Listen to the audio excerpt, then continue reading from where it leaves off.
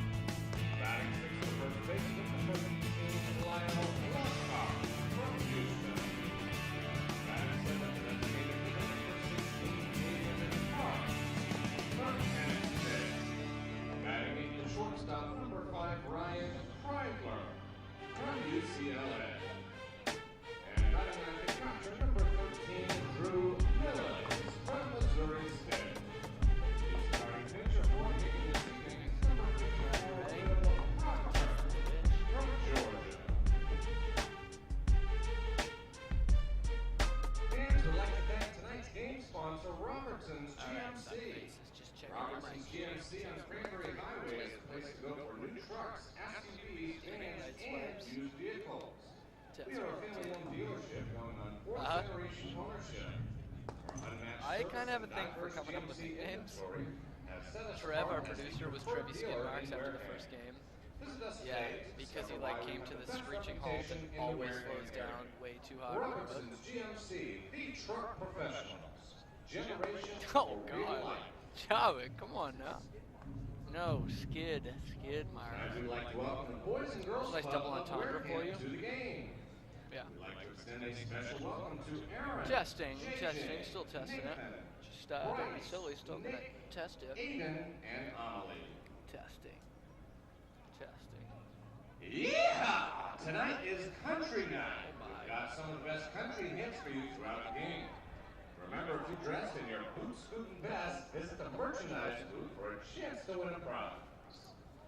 At this time, we ask you please rise and own your caps for the singing of the national anthem. Here to perform tonight's national anthem, please welcome Steve Ruiz.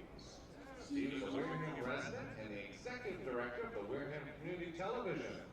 He was a former gospel singer, and we are glad to have Steve back again this season.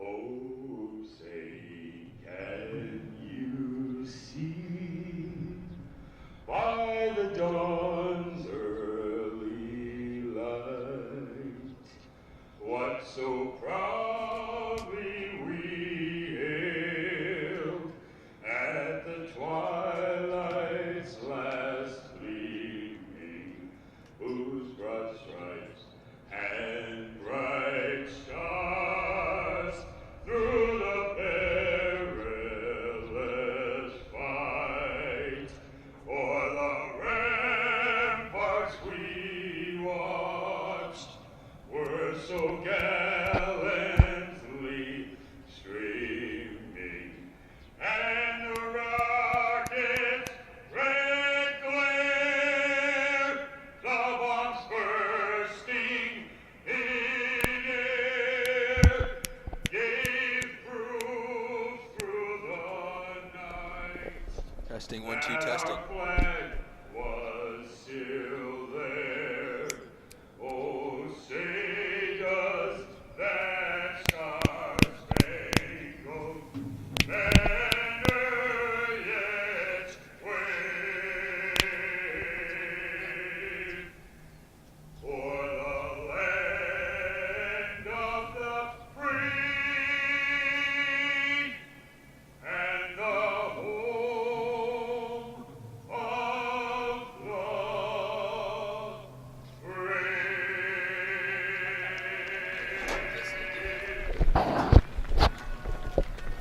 Testing, testing, testing. I can kind of hear myself. I like that. Testing, testing, 1, 2. Testing, 1, 2. Testing, 1, 2. Uno, dos, test. Cuatro, cinco, test. Test. Testing. Testing. Testing. Brilliant, mates. When you're ready, Chris, let's see a pitch.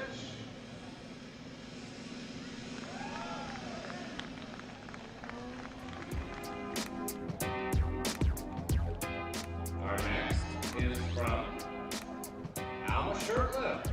Alma is here representing the Church in the Pines. When you're ready, Alma, let's see a pitch.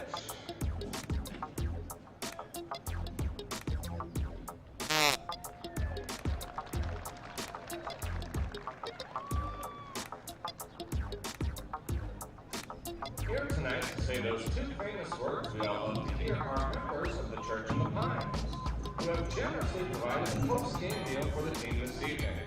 Here are William, Christian, and Jackson Monty. The back kids for this evening are Kyle Hoffman and Ryder Moll.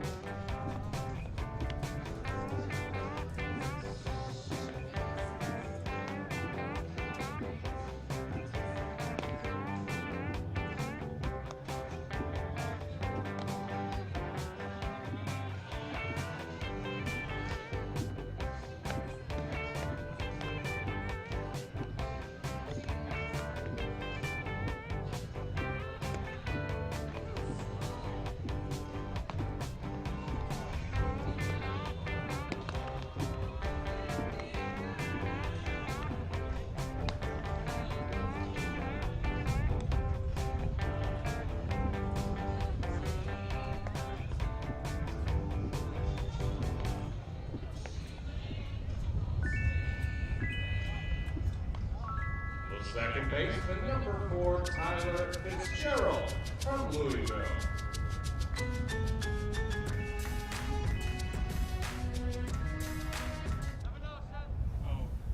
Welcome to another installment of Cape Cod League Baseball here on WCTV.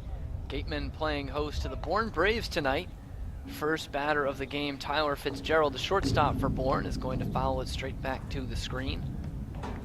He was going to be opposed by the stellar right-hander out of the University of Georgia, Will Proctor, who has had a great year this year for the Gatemen. 2-1, 2.66 ERA, So allowed 22 hits and 23 and 2/3 innings pitched and only 7 earned runs along that time. 18-9 his strikeout to walk ratio. He's quickly ahead of Fitzgerald, 0-2.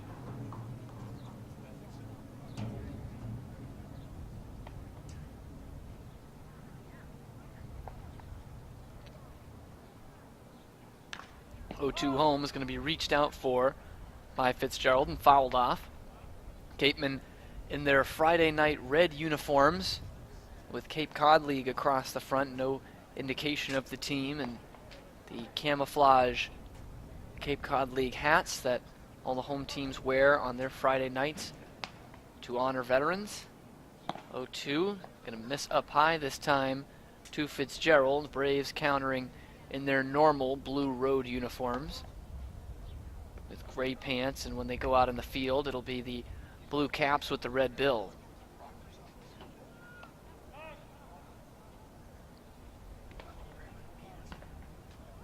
This one not to be made just yet as Fitzgerald calls for time. 1-2, cut on a miss that a pitch down low. Fitzgerald goes chasing after it. And for the first batter of the game, Will Proctor has his first strikeout. This one swinging. And there's one gone in the first inning. The shortstop, number 11, Anthony Prado from Yukon. Now Anthony Prado will come to the plate, the Connecticut Husky. Batting right has been a mainstay in the Bourne lineup all year for them. 264 average, 1 homer, 8 RBI for the Braves, as this one's going to be taken in there for a called strike.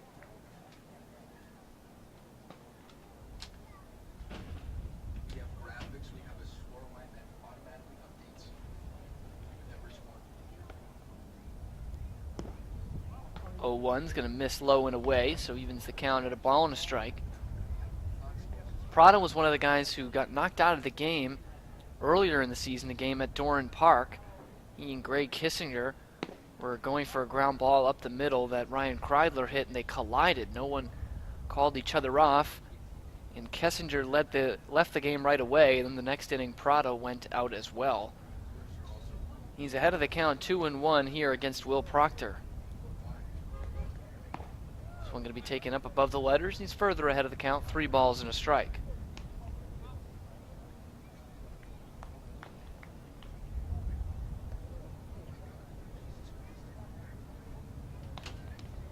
This one just going to miss. Looked like it might have caught the outside corner, but out of the glove of tonight's catcher, Drew Millis.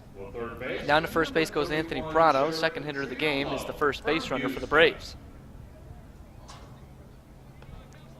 This is now another mainstay in this Bourne lineup, Jared Triolo, third baseman out of the University of Houston and bona fide Gatemen killer, comes up to the plate.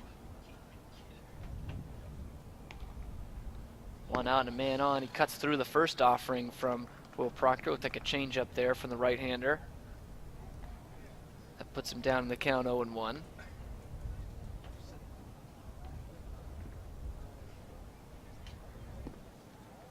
Glance over to first base now, a throw over, and diving back in headlong is Anthony Prado. First one to get that gray infield gravel from Spillane Field all over his uniform.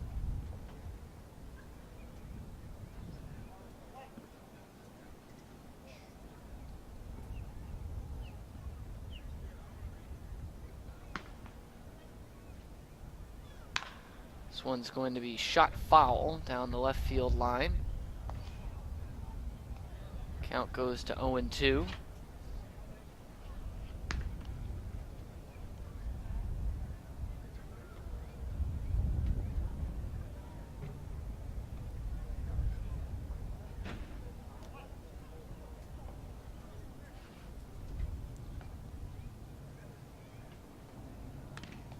This one's going to be fouled straight back by Triolo. Keeps the count at 0-2. For him on the year, 283 average. No triples, but 7 doubles and 4 homers for him. So a bit of pop this year on the Cape that he didn't have last year. And 21 RBI. That is good for a .349 on base percentage. As this one misses the zone from Proctor to make it a ball and 2 strikes.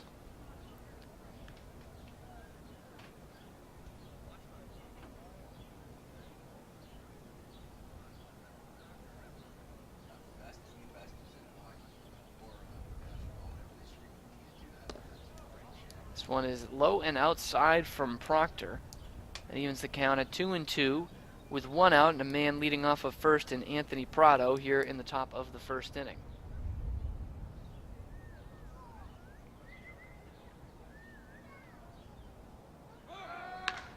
Runner goes, and this one's going to be popped out to right field. Isaac Collins, shifting towards the line, will make the catch for the second out, and trotting back to first base is Anthony Prado. He has to stay right there. Number 20, Spencer Brickhouse will now come up to the plate. He's Carolina Pirate, teammate of former Gateman Bryant Packard.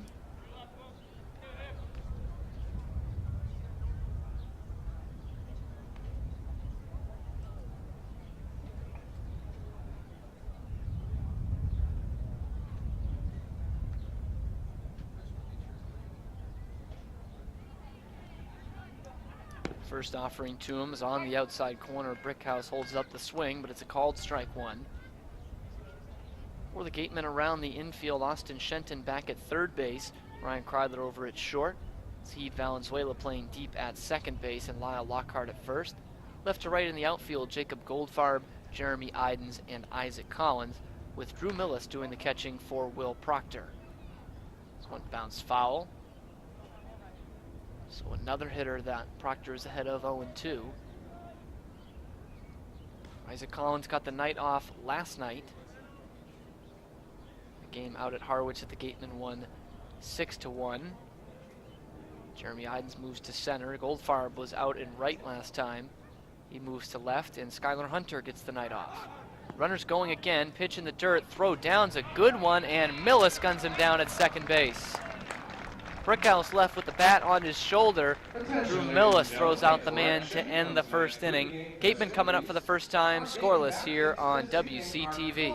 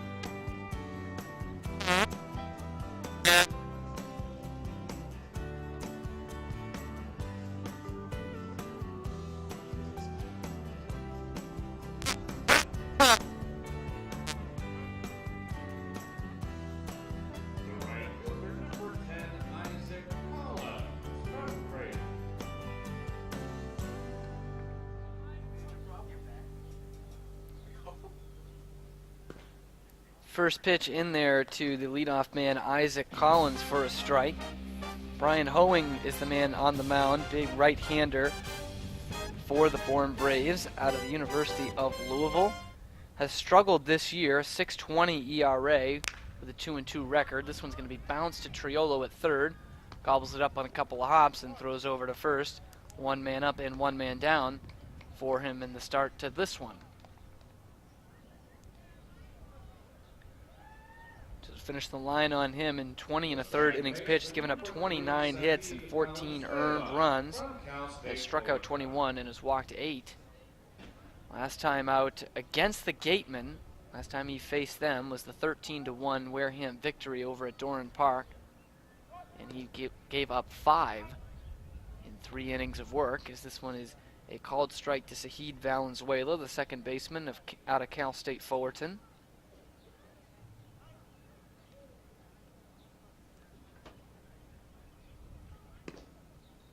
And this one in there for a called strike. So Valenzuela is quickly down in the hole 0-2.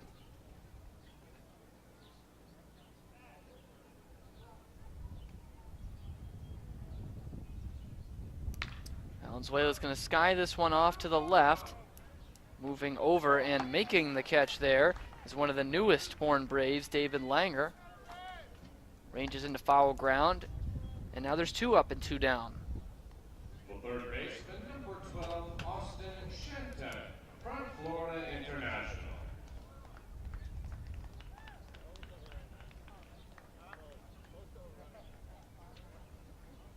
Austin Shenton will now stand in from the left side and take a called strike over the outside corner.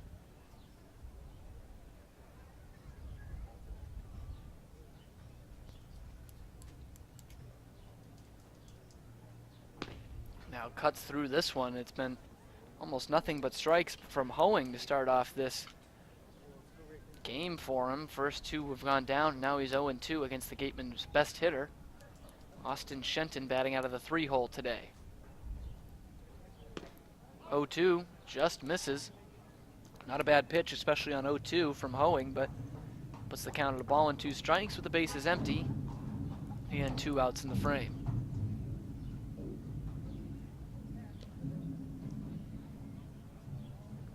This one gonna miss as well, put the count at 2-2.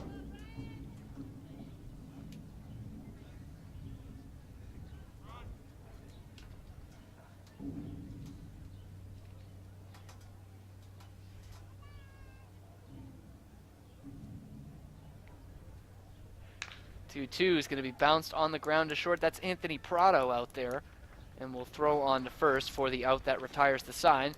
We have played 1 full here from Spillane. Neither team able to get anything across, and both pitchers face the minimum as we head to the second here on WCTV scoreless. The Wareham Gatemen, today's opponent, the Cape Cod Baseball League and NCAA.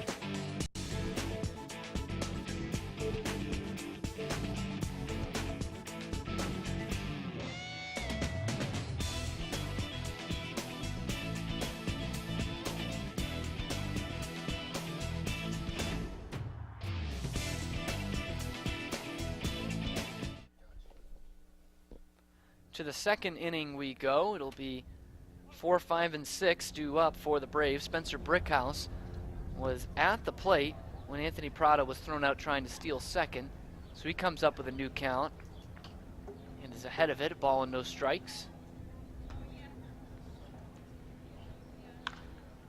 This one's going to be fouled off to the left and out of play. Put things at 1-1.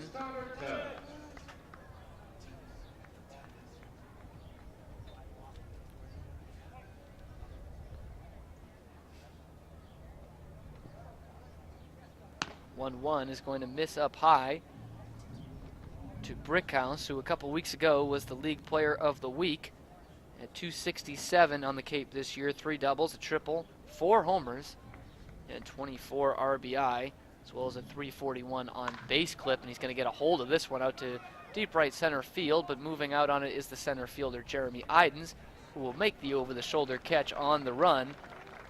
A couple of steps in front of the wall for out number 1. A hard hit ball by Brickhouse to start the second.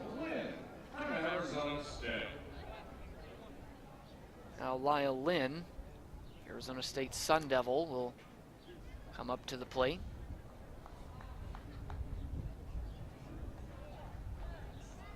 Lynn made history this year as the first player ever from Thailand to be drafted in the Major League Baseball draft.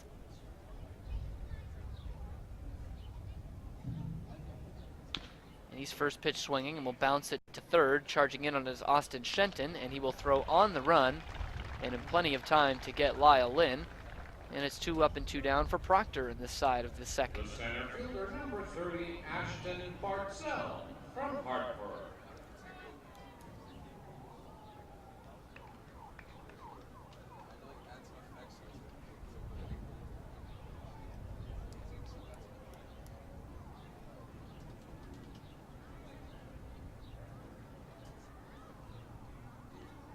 Ashton Bartzell will now step in, the number 6 hitter in the order, batting right.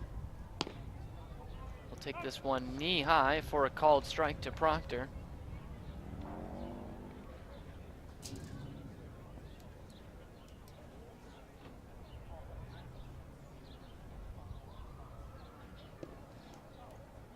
This one going to miss outside, count at a ball and a strike.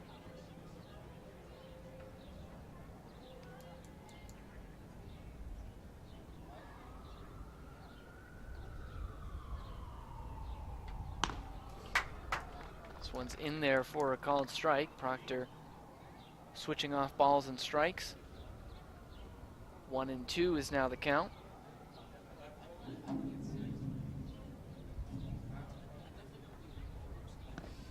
1-2 is going to miss up high on the breaking ball from Proctor, which we've not seen featured too much in the 5 batters he's faced so far.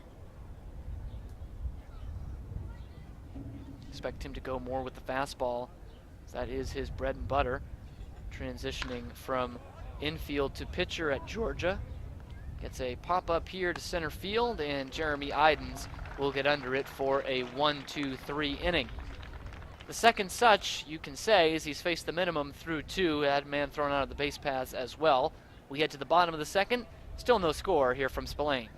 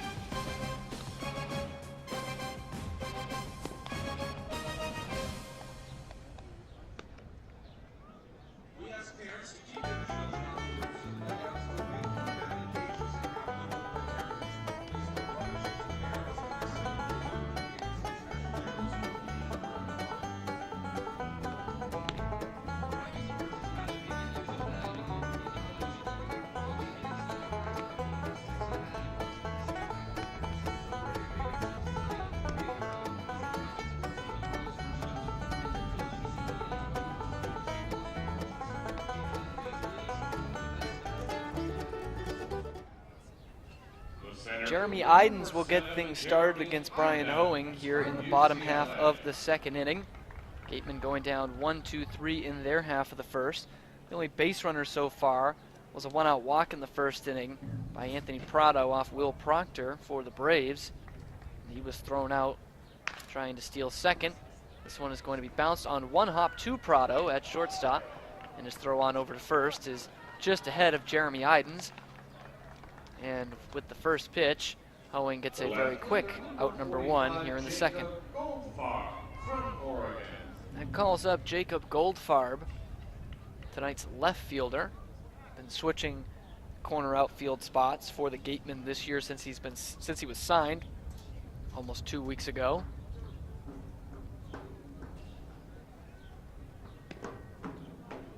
First pitch into him, you know he's not swinging at that. Very patient hitter, Jacob Goldfarb. Takes it outside for ball one. That's been his calling card ever since he's come to the Gatemen, as this one's going to be bounced to second. Tyler Fitzgerald, normally the team's shortstop, over at second today. We'll take it on a couple hops. Throw it on to first, and it's 2 up, 2 down.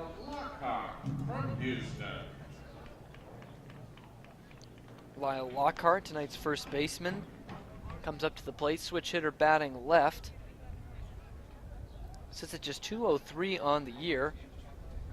A triple, a homer, 9 RBI, has as many walks as RBI. Gives him a 329 on base percentage.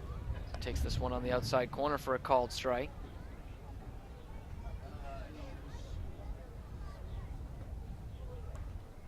This one's going to miss inside and a bit low to Lyle Lockhart. 1-1.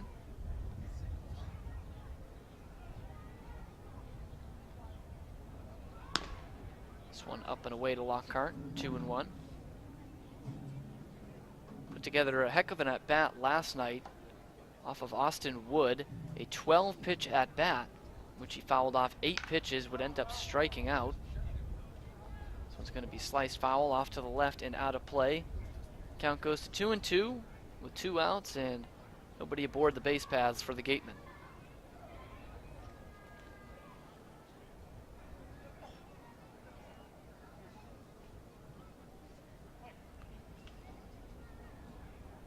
Lockhart waits on this breaking pitch and loops it out to left center field, falling fast and off the glove of the left fielder there.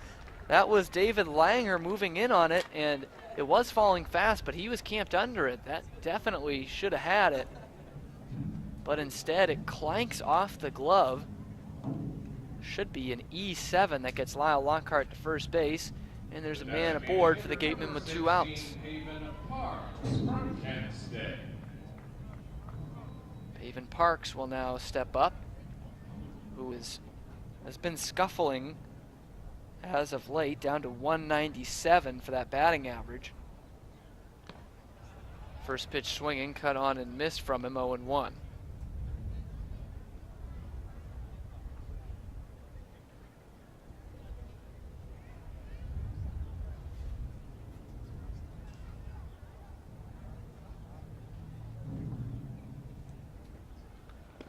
Pitch to Parks, catches the outside corner, and the Gateman designated hitter is quickly down 0-2.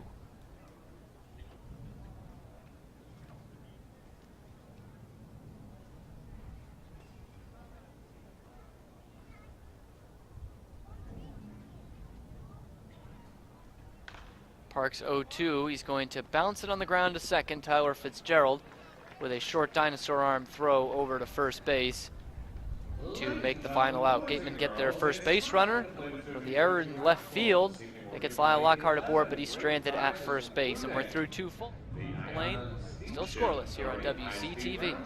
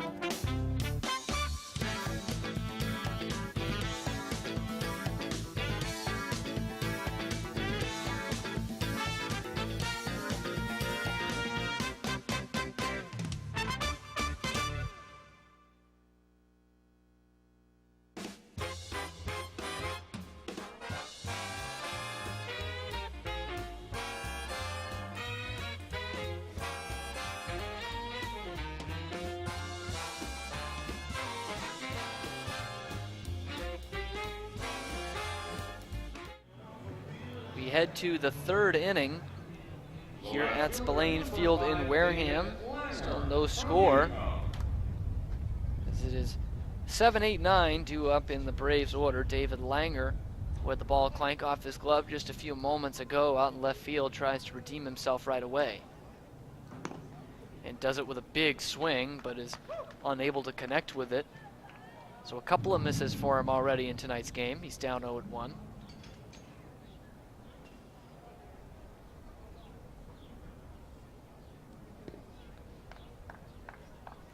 This one is going to miss to make the count 1-1, and we have received word from the official scorer that one that hit off his glove went down as a hit. I'm not exactly sure why, but anyway, Lyle Lockhart gets a single out of it. This one's cut on a miss by Langer to pitch down low. Puts the count at 1-2, so the Gatemen do have a hit tonight. It's the only hit of the ball game. The only base runner for Bourne came via a walk.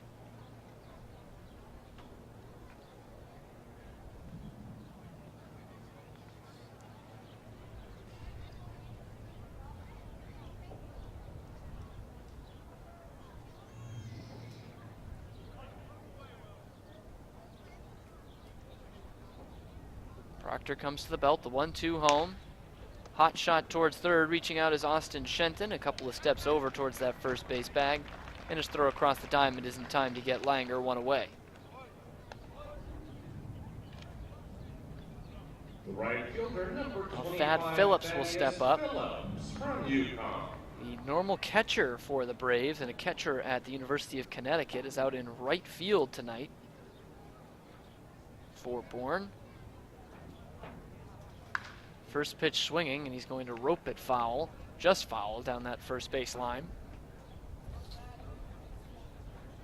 Could have been extra bases for Thad Phillips, who has some sneaky pop for a guy that isn't very tall. As this one's going to run way above his head as a result of that height. Only stands at 5'7", and from San Jose, California, all the way to UConn and now to the Cape. Does have some deceptive power. We watched him batting practice today.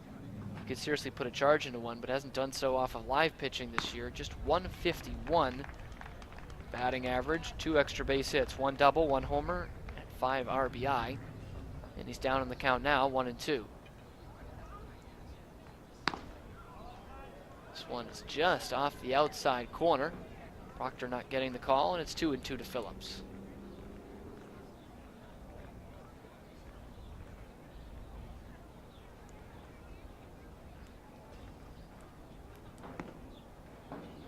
Gonna miss, and now it's a full count.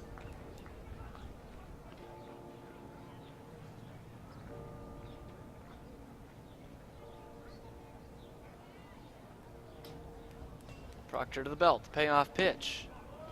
On the outside corner, a called strike 3. Thad Phillips has already tossed the bat and was heading down to first base, but instead he's sent back to the third base dugout with a strikeout for Proctor, his second of the game.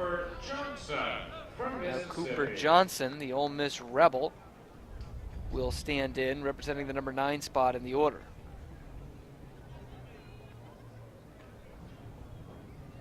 Johnson in 16 games this year for the Braves hits at .209, no extra base hits, 2 RBI.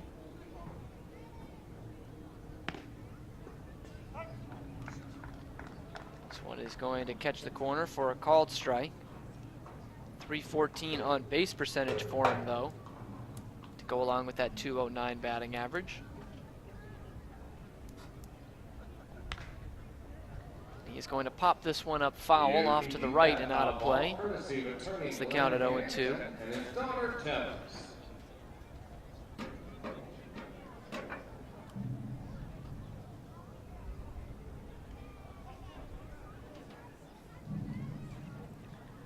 Proctor comes set, the 0-2, runs outside.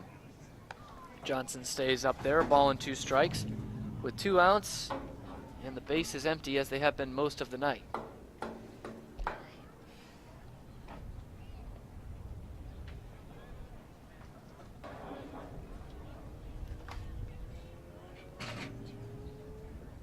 One, 2 is going to be cut on and miss. It gets by Drew Millis all the way to the backstop. We'll have to rush the throw down there, and he does. Gatemen avoid another reaching on base via the strikeout. And it's the third of the night for Proctor. We head to the bottom of the third here at Spillane Field, still scoreless. If you want to stop baseball.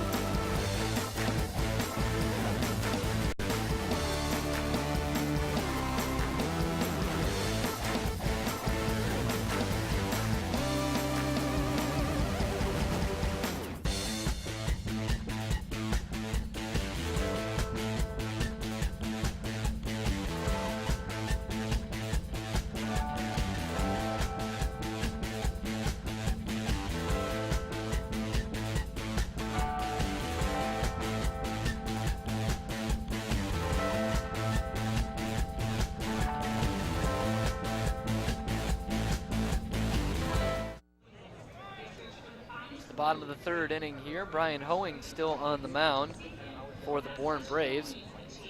He will deal with 8, 9, and 1 in the Gateman order. Brian Kreidler, Drew Millis, and Isaac Collins expected. Gatemen do have a hit on the day. Last inning, that was off the bat of Lyle Lockhart. Looked like it probably should have been an error on the left fielder out there, David Langer, but instead, it's the only hit of the ball game for either team.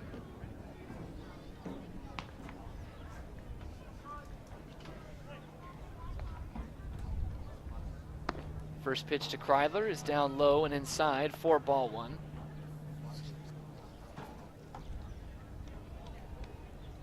Kreidler at just .239 on the year, 1 homer and 11 RBI, drove in a run last night. So this one's going to be in there for a called strike.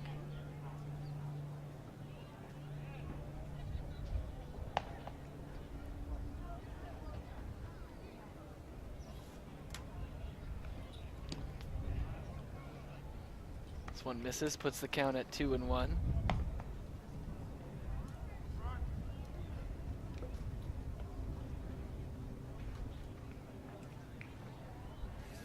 This one runs inside, makes the count 3-1.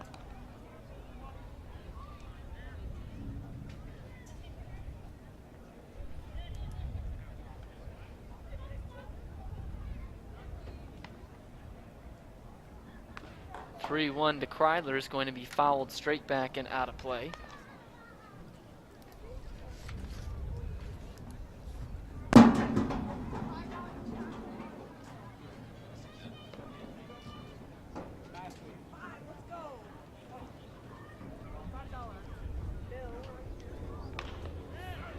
(3-2) is going to be looped out into short right center field, and this one's going to drop in front of Thad Phillips for a base hit. No cheapness about this one for Ryan Kreidler. He's aboard with the second Gateman hit of the day. He's at first base to lead off the third inning. So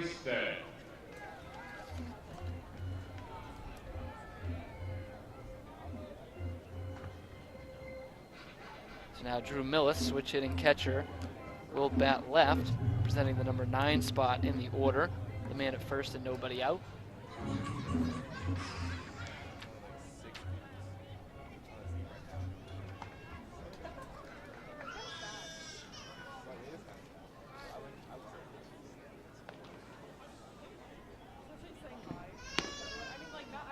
Called strike in there to the catcher Millis, 0-1. Millis at .213 on the year out of Missouri State. 1 extra base hit was a double. No homers, 3 RBI. 50-50? No? Yeah, I want to see it by. Just misses on the outside corner, ball and a strike.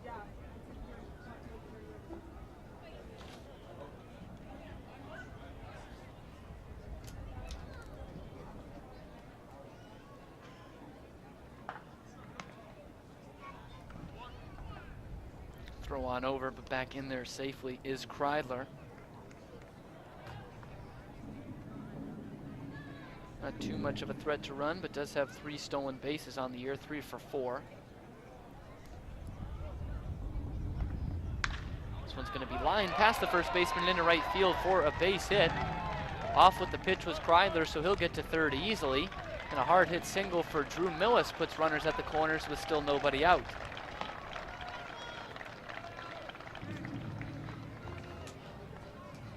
Now flip it back up to the top of the order here. Isaac Collins will now stand in.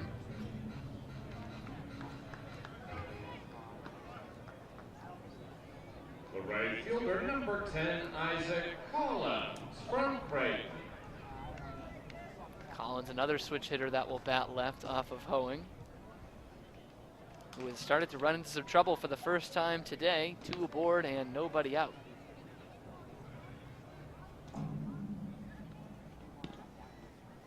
Be a called strike, top of the strike zone to Collins, 0-1.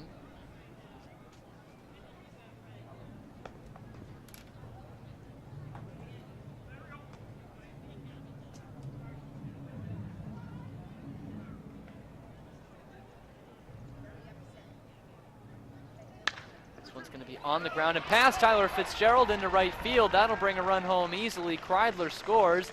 Up to second is Drew Millis, and the Gatemen break through with the first run of the game. It's 1-0.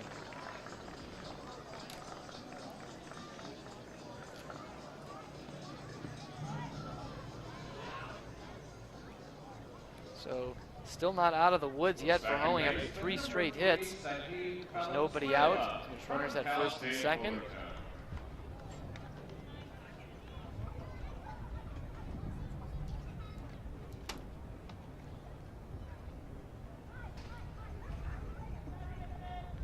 Zahid Valenzuela, the second baseman out of Cal State Fullerton, will now stand in.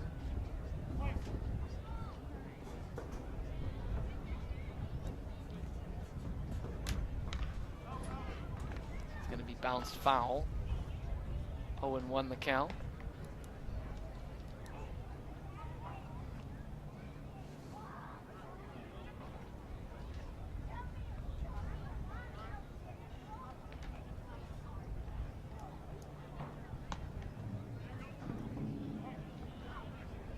Valenzuela's 0 for 1 today, flew out to left field. David Langham was able to track it down in foul ground his last time up.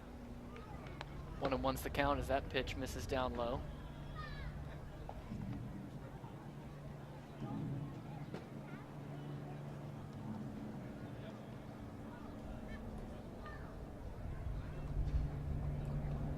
Valenzuela in a bit of a slump, but still at .314 on the year, very respectable batting average that makes him the starting shortstop for the Western Division in Sunday's All-Star game in Harwich. Head of the count, 2-1.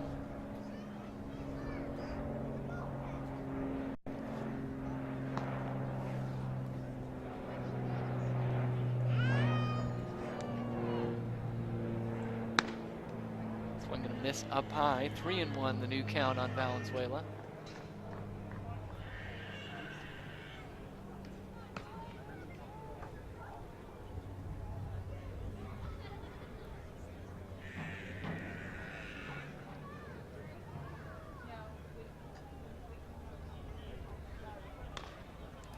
Bounced foul. Full count now, 3-2.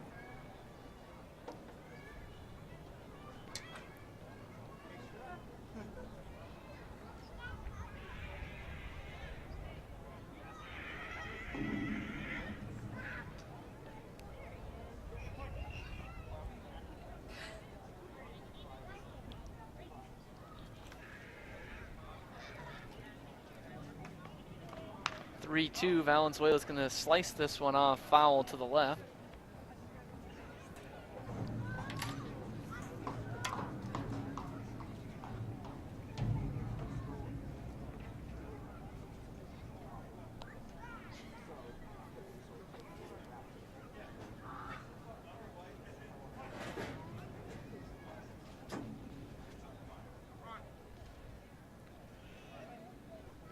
count offering once again, and it's going to be spoiled once again. This time, a line shot right in front of the Bourne dugout to keep things at 3-2.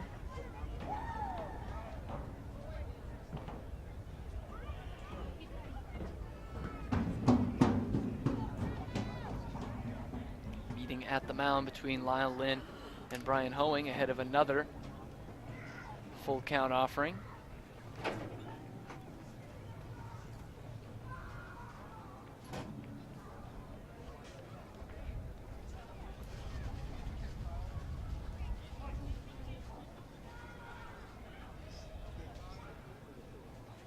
Runners off first and second, 3-2 once again. Guess what? Fouled straight back. Keeps the count at 3-2 with nobody out. Runners at first and second, already a run home in this inning.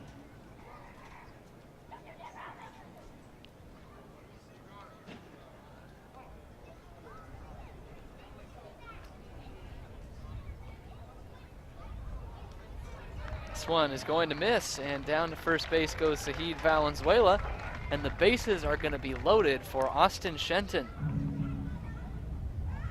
Third baseman, number 12, Austin Shenton, from Florida International. Shenton, it's been said ad nauseum how good he's been this year. 387 on the average still. 2 homers, 21 RBI, and another one last night. Chance to add a couple more to that total. Bases loaded, nowhere to put him, and nobody out in the frame. First pitch swinging, fouled off to the back.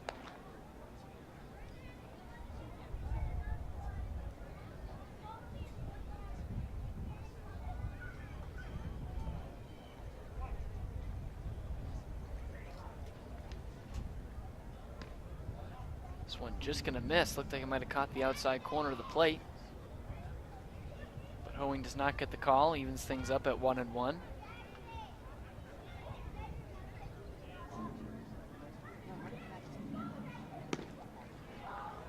1 cut on and missed. Puts the count at 1-2.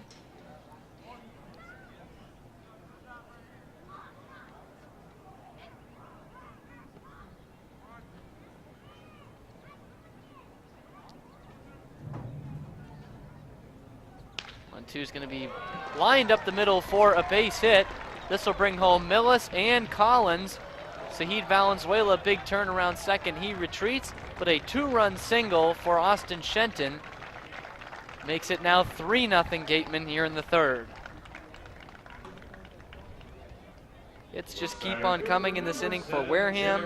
RBIs keep coming for Austin Shenton, a team leading 23 now. He's just overtaken the man who's coming up in Jeremy Idens, and that might just be the day for Brian Hoeing, as pitching coach is out to come talk to the Louisville Cardinal. Infield is in as well. No official signal yet. There will be runners at first and second once again.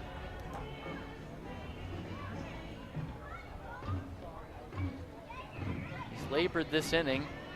Once they do stick with him here, the next pitch he throws, the first one to Jeremy Idens, will be the 20th of the inning for Hoeing.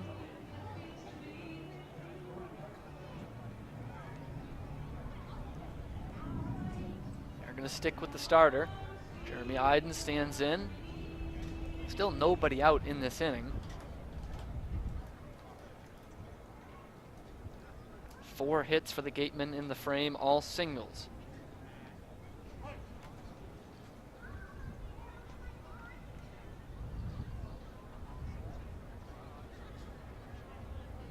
Idens' first pitch swinging, gonna hook it down the left field line over towards foul ground. It's going to drop fair. One hops the wall. Zahid Valenzuela will score. Austin Shenton, who got a late break on it, had to watch it, will only get to third, but it's a RBI double for Jeremy Idens, and the score moves to 4-0.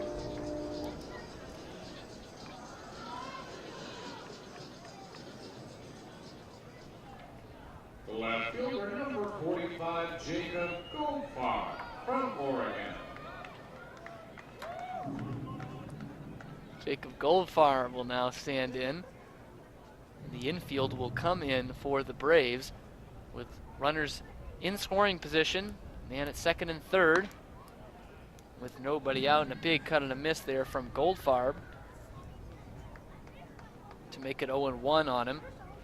He's 0 for 1 today. He bounced out to second his last time up in the second inning.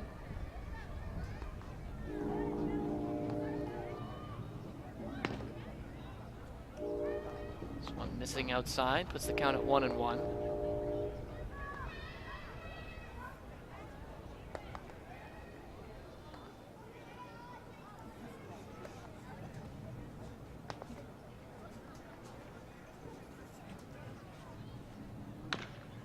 This one's going to be bounced on the ground to second base again. Fitzgerald's only play is there. He'll underhand it for the first out of the inning. But coming in to score is Austin Shenton.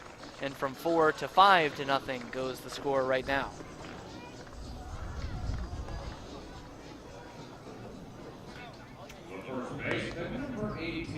So give an RBI to Jacob Goldfarb, and now Lyle Lockhart will stand in as the 8th man to come to the plate this inning for Wareham.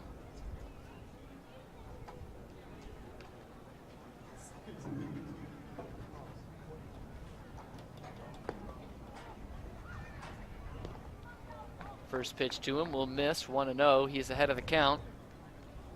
Singled his last time up in the second inning, was the first hit of the game for the Gatemen. They have added 5 in this inning alone to go along with 5 runs. This one's going to get to the backstop and will actually roll up the line, and Jeremy Idens will come in and score standing up. Infield was in, don't need to be any longer. They get one the easy way. It's now 6-0.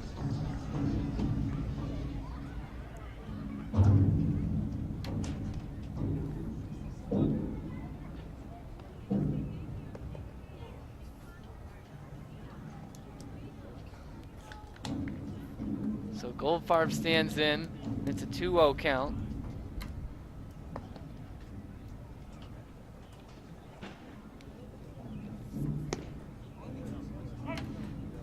This one in there for a called strike.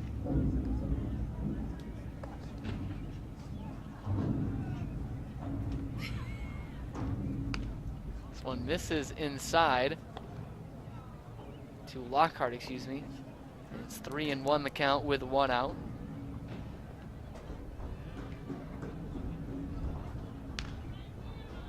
Connects on this one, but that'll be foul. Put the count full at 3-2.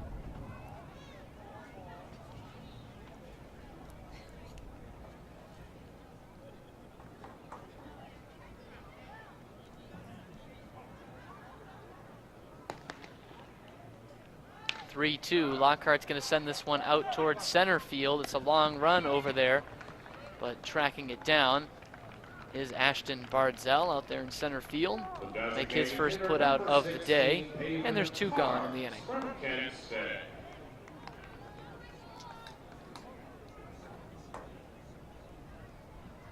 Paven Parks will represent the 9th man to hit for the Gatemen this inning, so they have batted around. He's 0 for 1 today, ended the second inning with a ground ball to second base. Cut on and miss on the first pitch. He's down 0-1 with 2 outs and the base is empty.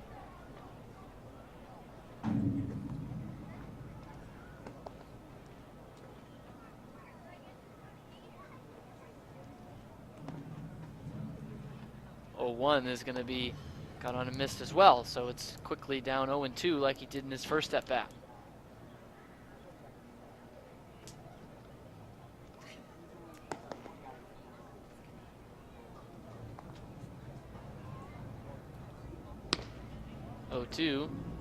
Going to miss away, make the count 1-2.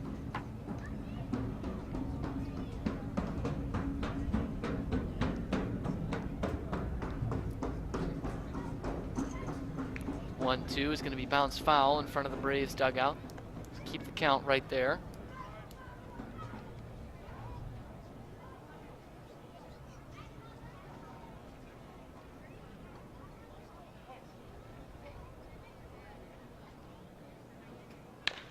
Park's going to ground this one to second, just like his first time up It's a 4-3 putout to put away the inning. But 5 runs come across for the Gatemen in the frame. They've opened this one up. It's 5-0 Wareham as we head to the 4th inning here at WCTV.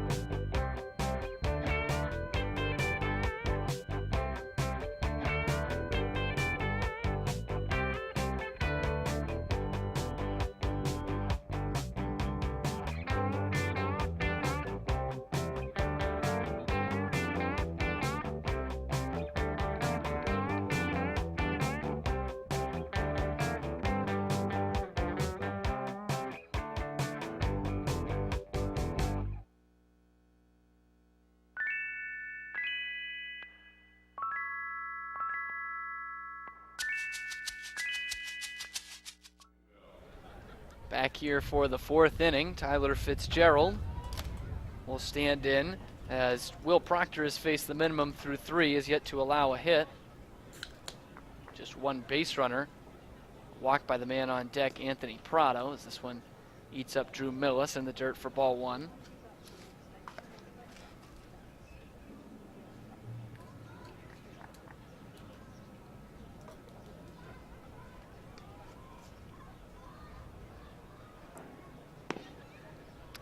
One 0 is going to be cut on and missed, and even the count at a ball and a strike. Fitzgerald this year at a respectable .282 out of Louisville. 1 homer, 14 RBI. He's going to ground this one to the shortstop Kreidler on a couple of hops. We'll throw it on over to first base for a quick out number 1 here in the 4th inning for Will Proctor.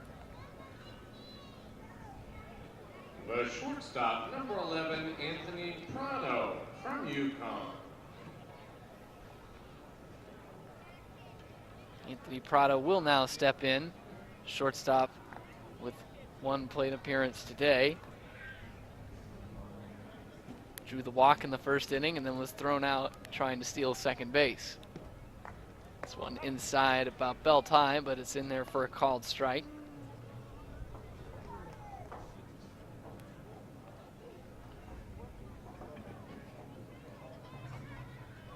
Prado at .264 on the year.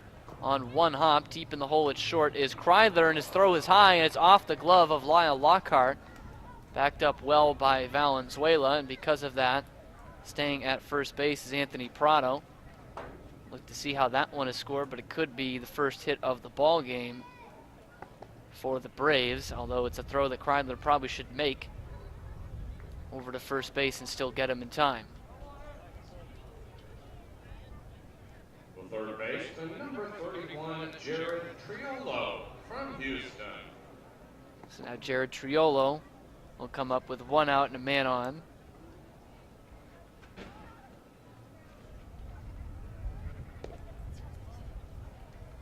First pitch down below the knees for ball 1.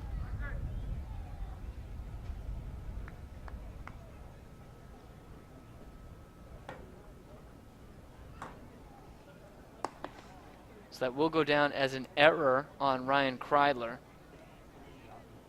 So no base hit to speak of yet. This one's going to be fouled straight back, count at 1-1.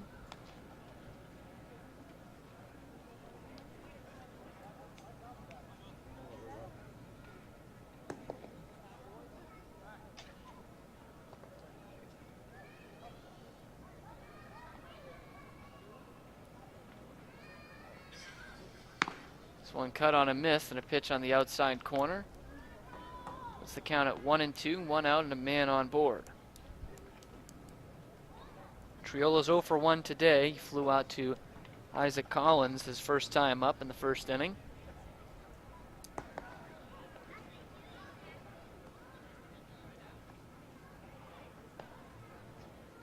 This one low and outside makes it 2-2.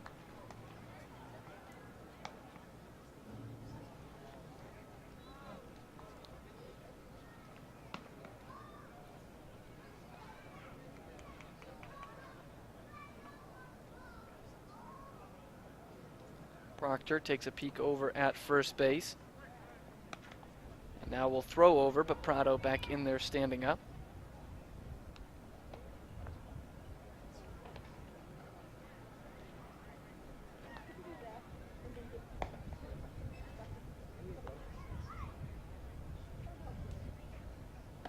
So we're going to ramp up high above the letters of Triolo's blue away jersey. And we'll make the count full, 3-2.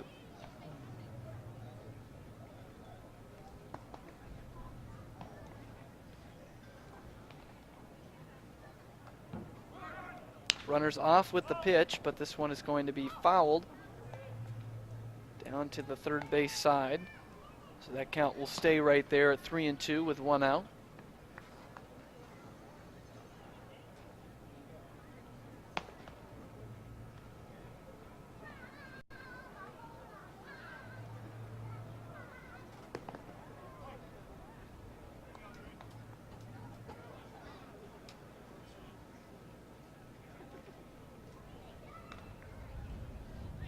Proctor to the belt. The payoff pitch once again will miss outside off the glove of Millis, but Prado will only go as far as second base.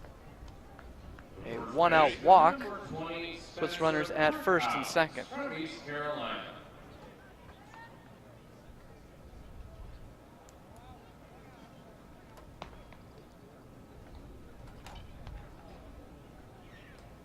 Spencer Brickhouse, always dangerous, hard-hitting left-hander, will come to the plate.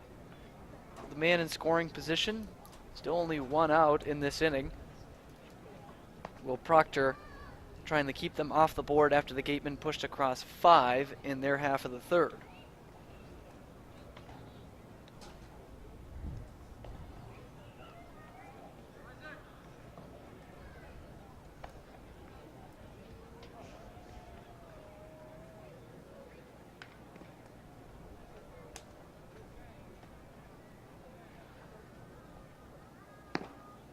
Check swing by Brickhouse. He did not hold up.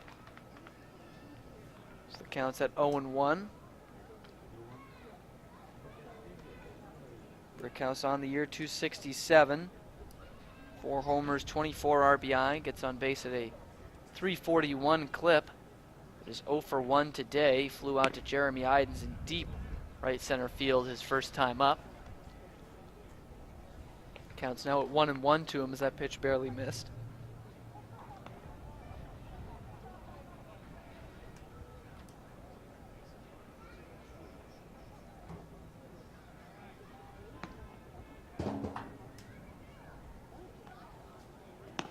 One cut on it, missed. A big swing by Brickhouse, but unable to connect. Counts now at 1-2.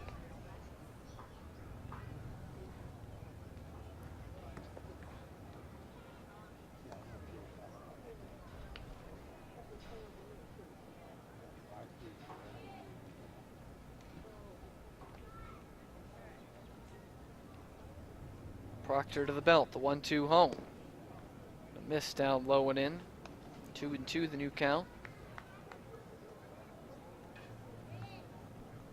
Lyle Lynn waits on deck, the Bourne catcher. He's already 0 for 1 today.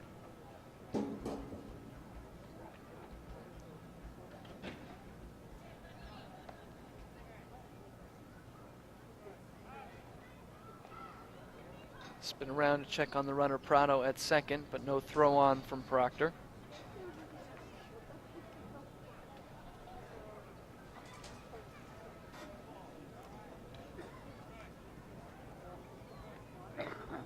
1-2 again is going to be lined into right field for a base hit.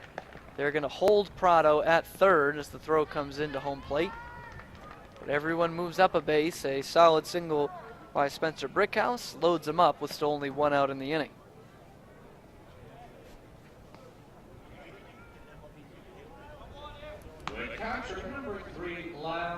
So now Lynn will get that opportunity with the bases loaded.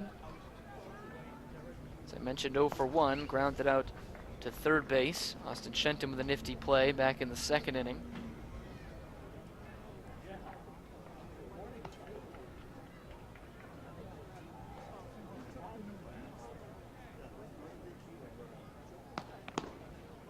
First offering down low and away to the right-hand hitting Lynn. Count at 1-0.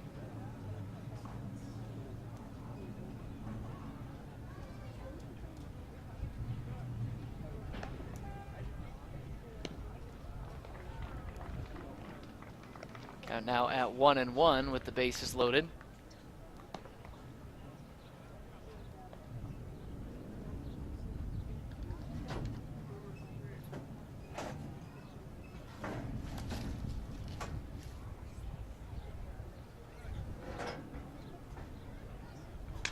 This one's going to be lined foul. Sounds like the bat may have broken from Lyle Lynn.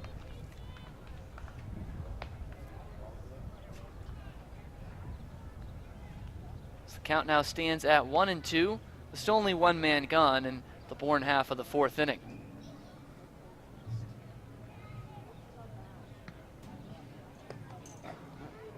Lynn gets a new piece of lumber. Bat did not shatter, but cracked enough that the Arizona State Sun Devil has to go and grab a new one.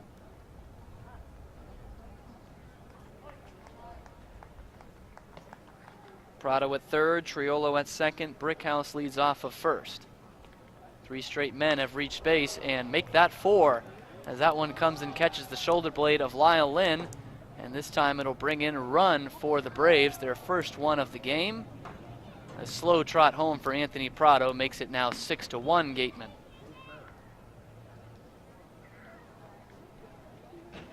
Not ideal there for Will Proctor on a two-strike offering to Lyle Lynn. One just ramps up too high to him, and that's going to bring Jim Lawler out to the mound. There has been action in the Wareham bullpen. The newest member of the team, McGregor Hines, the right-hander, has been getting loose this inning.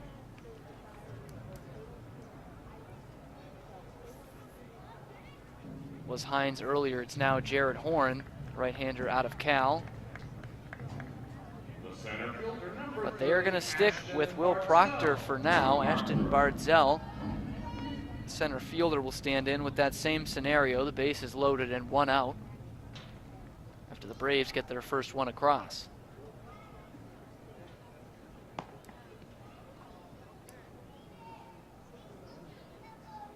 Bardzell, a mighty hack at the first pitch, but doesn't catch up to it from Proctor. Fastball in the outside corner. Puts him down 0-1. These Braves are in a bit of a tailspin, just 3-7 in their last 10, which has put them comfortably in last place in the Western Division.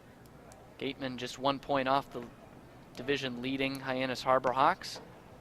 This one's in there for a called strike, and Proctor is quickly ahead of the center fielder Bardzell, 0-2.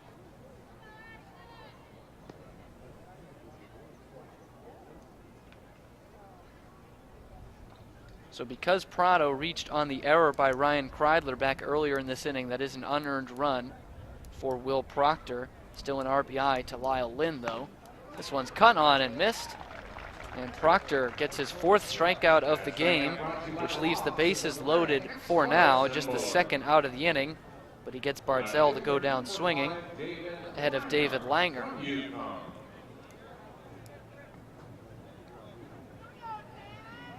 Langer's 0 for 1 today. Bounced out to Austin Shenton at third, back in the third. And got a gift from the official scorer earlier in the game. He was camped under a fly ball hit by Lyle Lockhart that went right off his glove. And Lockhart was awarded the hit. This one is going to be rocketed foul down the third baseline, dancing out of the way At third is Jared Triolo.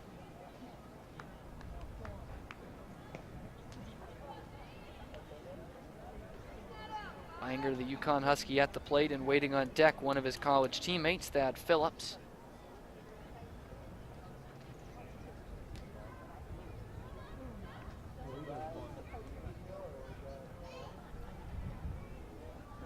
Proctor's 0-1 is going to be popped sky high. Behind second base, it's Zahid Valenzuela, the second baseman, who's going out and will make the catch for the out that retires the side. The Braves leave them loaded, but get one home, their first of the day. It's now 6-1 Gatemen here on WCTV.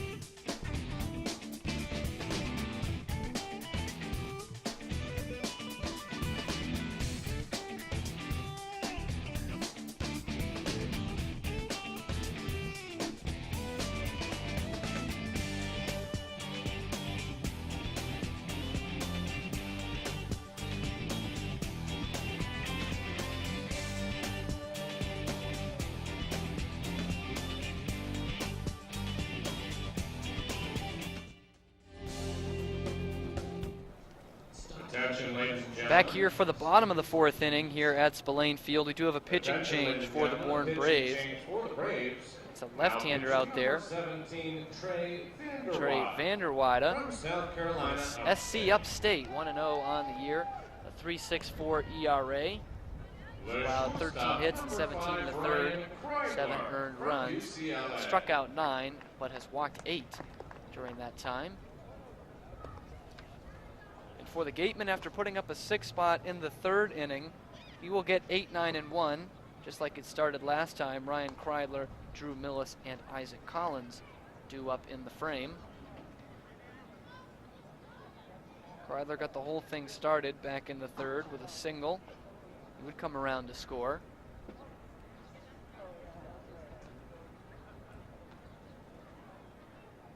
First offering he sees from Vanderweide is going to be fouled off past the Bourne Braves dugout. Count at 0-1.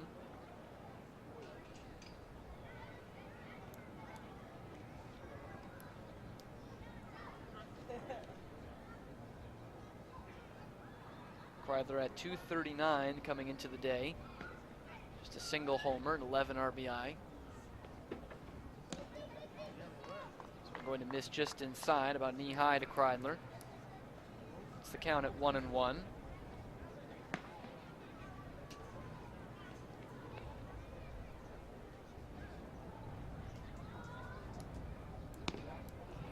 This one took a little something off it on the outside corner, called strike 2. Kreidler, who's now down in the count, 1-2. Gatemen coming off a 6-1 victory last night out at White House Field in Harwich. That was aided well by a 4-run 4th inning. This one is on the inside corner for a called strike 3, one that Kreidler does not like, but he is sent down the backwards K on the first batter that Trey Vanderweide faces. He's quickly out number 1 here in the 4th inning. That'll bring up the switch hitting Drew Millis, who had a single, hard hit single in the 3rd inning from the left side of the plate. He will now switch over to the right side. Already 1 for 1 on the day. This one's in that same spot that Kreidler got rung up on.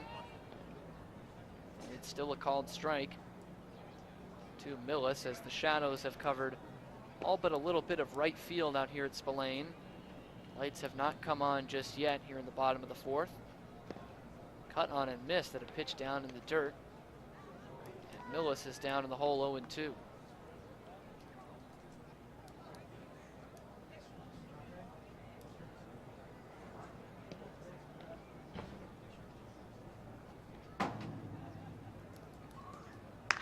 This one is a hot shot down to 3rd base, but on the ground. Jared Triolo will reach down and get it. 3rd baseman from Houston will throw over and get Millis at 1st base. And it's 2 up and 2 down for Vanderweide here in the 4th inning.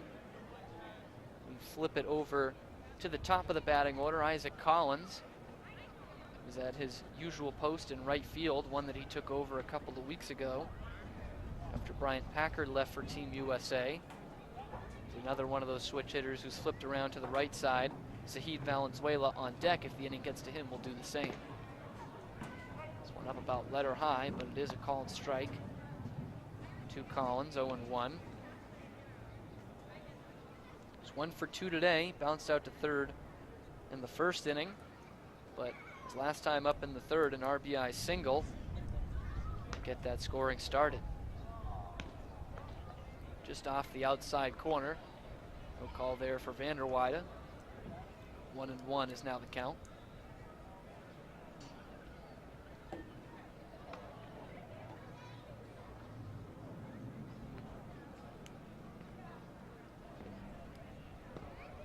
Swing and a miss there from Collins. Almost dropped down to a knee on it, and that puts him behind in the count, a ball and 2 strikes. So it was a pretty tough night for the starter, Brian Hoeing, who gives up 6 runs on 6 hits for the Gatemen. 1-2, just off the outside corner. Evens things up, 2-2, 2 outs, and nobody aboard for the Gatemen in their half of the 4th.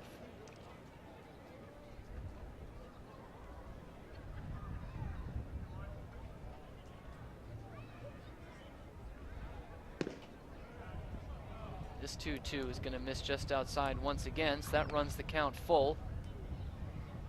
Jared Horn was starting to throw a bit harder down the Gateman bullpen, and with 69 pitches on the night for Will Proctor, that very well could be the end of his night.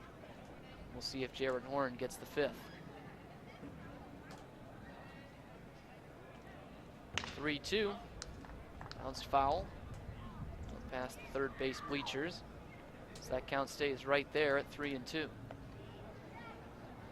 it looks like Isaac Collins may have busted the bat a little bit. He goes to the Gateman dugout to get a new one.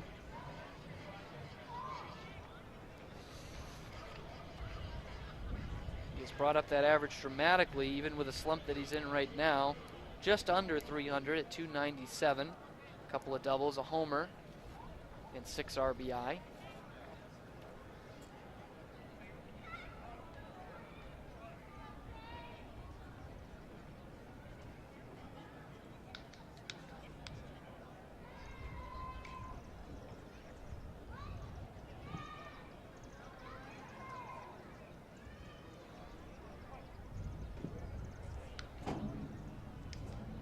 Wide to the set. 3-2 once again. This one's going to be on the ground.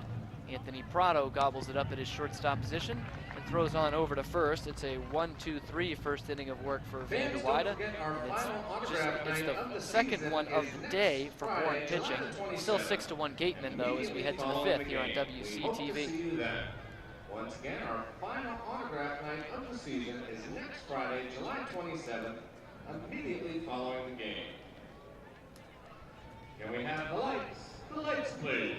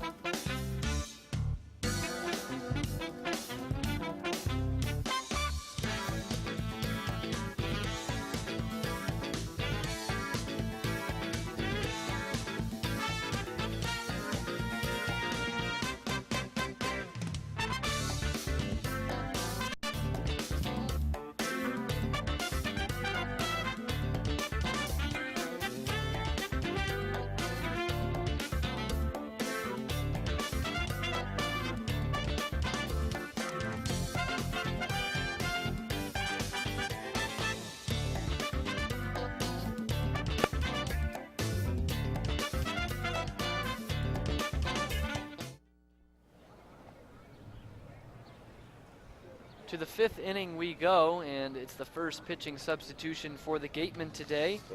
Cal Golden Bear is number 34, Jared Horn, right-hander, coming on with a 1-1 record on the year. 5.71 ERA for him, but he has looked much more impressive as of late. This is his 7th appearance on the year. Has a good strikeout, 2-to-1 strikeout to walk ratio, 24 Ks to 12 walks. And the first pitch to Thad Phillips, though, is going to miss. 4-1. There's a lot of different breaking pitches, does Jared Horn, but will use that fastball to get ahead of counts as this one's fouled off to the right, out of play. Slings the ball and a strike.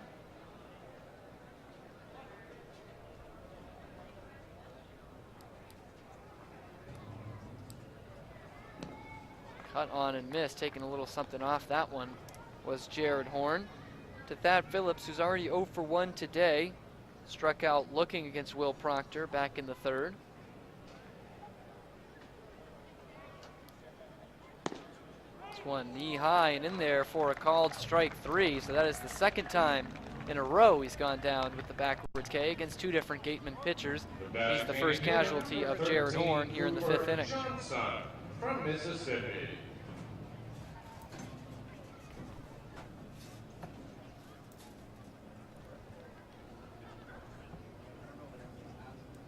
So now Cooper Johnson, the number 9 man for the Braves. He's also 0 for 1 today. Also struck out against Will Proctor. Can't hold up on this swing. He's down 0-1.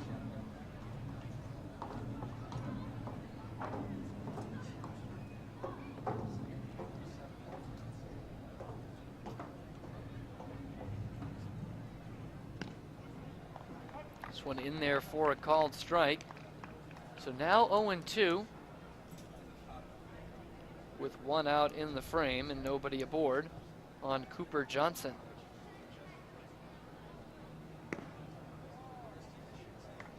0-2 is going to miss down low. Makes it now 1-2.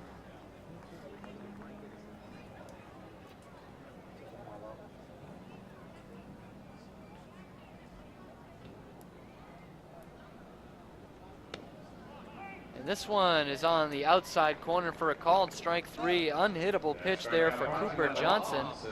And that's back-to-back strikeouts for Jared Horn to start off his night. Both looking, and there's 2 gone. Number 8 and 9 men retired. Now Tyler Fitzgerald will stand in with 2 outs and nobody aboard.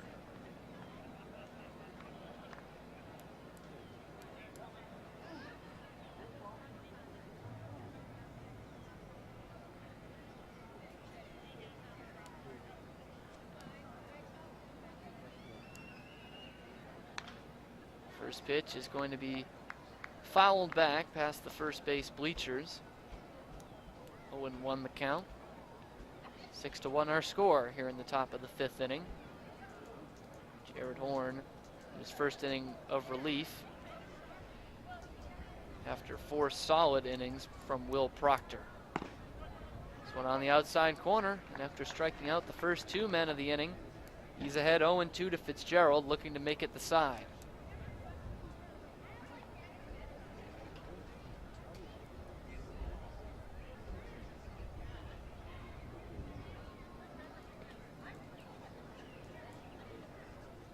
Oh-2 is going to be put in play, but it will hold up long enough, just long enough, for Jeremy Idens in center field as he makes a sliding catch for the 3rd out of the inning. Jared Horn in his first inning of work sets him down 1-2-3. We're halfway through this one, and it's 6-1 Gatemen here on WCTV.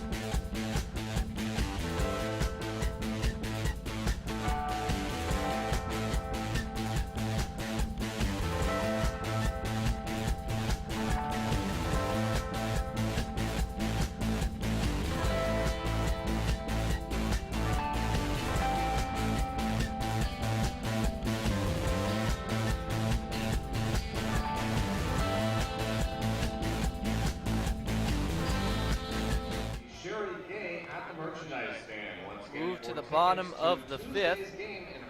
Gatemen coming up with a 6-1 lead. And it is the 2nd inning of work for Trey Vanderweda. Steve Valenzuela, Austin Shenton, and Jeremy Idens due up in this frame.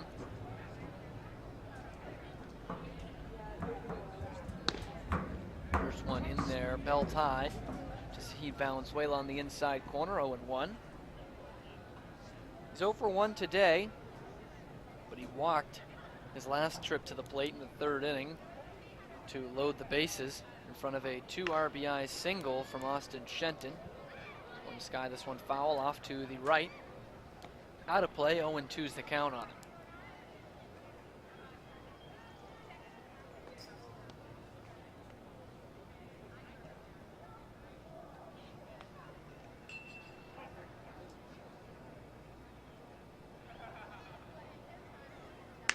This one is going to be roped down the left field line. It's a fair ball past the diving Triolo, and will get down into the corner. It'll be an easy double. Standing up there at second base is Sahid Valenzuela, and a 2-strike pitch. Valenzuela takes it down the left field line, and that's how he leads off the 5th inning. Third baseman, number 12, Austin Shenton. Now Austin Shenton will come up with an RBI opportunity again. 1 for 2, he's already converted on one. 2-run single his last time up when the bases were loaded.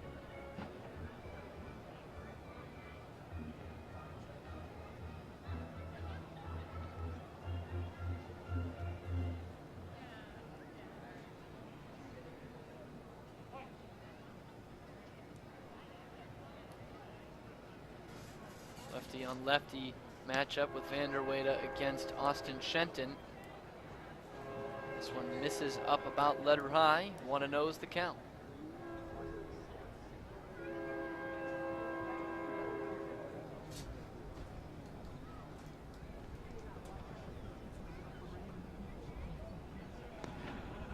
This one's down low. 2-0 now. A good hitter's count for the best hitter on the Gatemen, hitting at 387 on the year.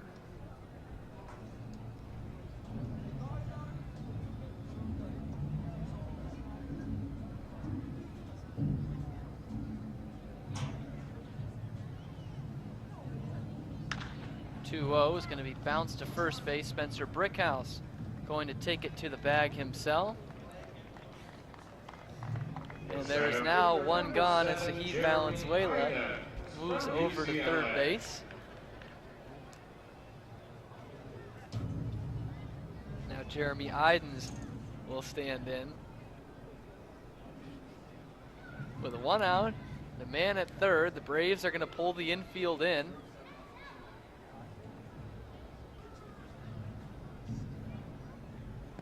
One down low in the dirt, the first offering to Idens. Count at 1-0 to him. He's 1 for 2 on the day. Bounced out to shortstop in the second inning. And an RBI double his last time up in the third.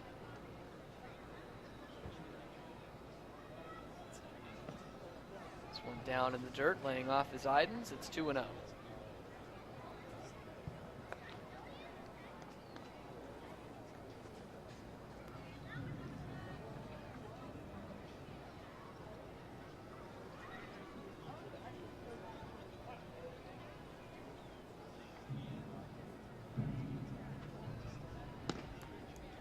This one is going to catch the top of the strike zone to Idens.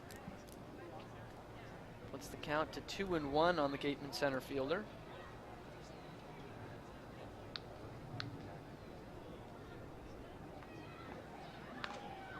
Reaches out to get this one and fouls it off.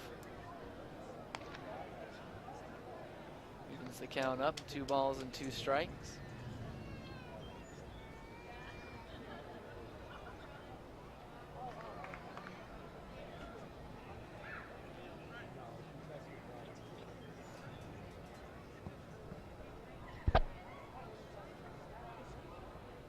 Valenzuela leading off a third, infield in, 1 out. This one will bounce inside on Idens and run the count full, 3-2.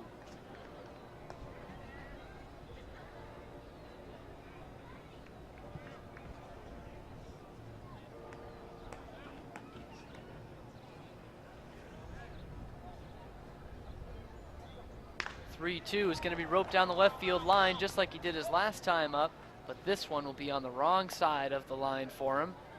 It's a foul ball and keep things at a full count, 3-2.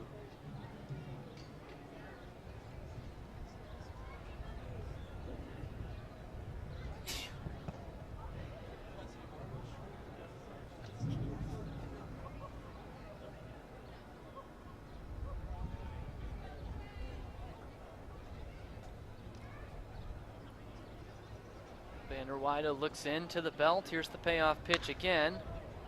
And this one's going to be popped up in foul territory down to the right. No one will catch up to it. So we're going to do it again. Another 3-2 pitch upcoming.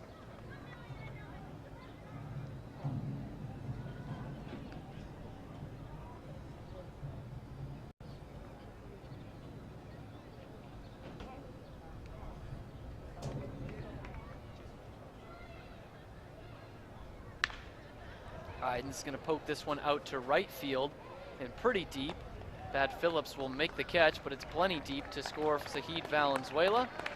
Sacrifice fly and another RBI for Jeremy Idens, and he and Austin Shenton just keep going back and forth as they are now tied for the team lead with 23 apiece, and it is 7-1 Gatemen here in the 5th. The left fielder, number 45, Jacob Goldfarb from Oregon. So Jacob Goldfarb will stand in. 2 outs and nobody aboard. This One missing down low for ball one, 1-0.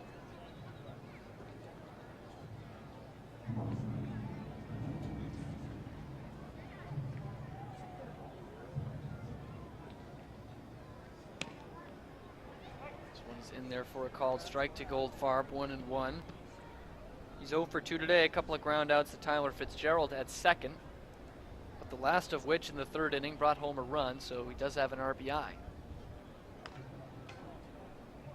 Reach out and foul this one behind home plate. He's down in the count 1-2 with 2 outs and the base is empty.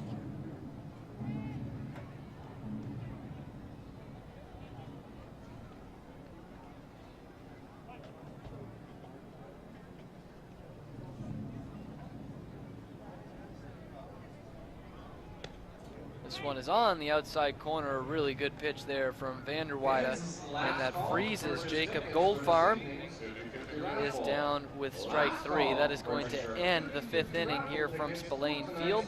7-1 Gatemen here on WCTV.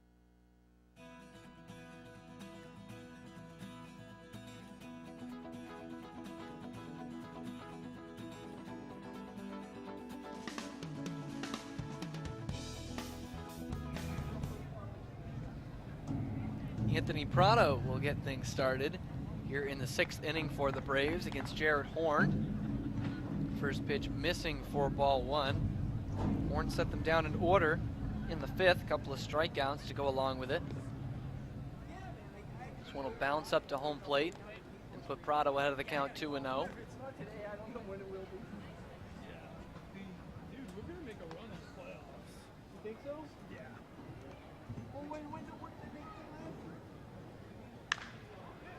This one's going to be popped foul off to the right, and no one will catch up to this one. It's 2-1 the count. This is Jared Horn's game for now. No action going on down in the Wareham bullpen, for the exception of the normal football throwing that goes on down there.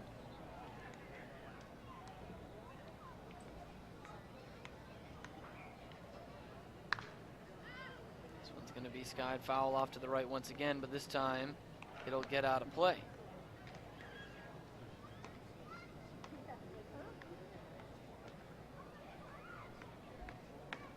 So 2-2 is the count. Horn looking in. This one will be bounced foul past the third base bag. Count stays at 2-2.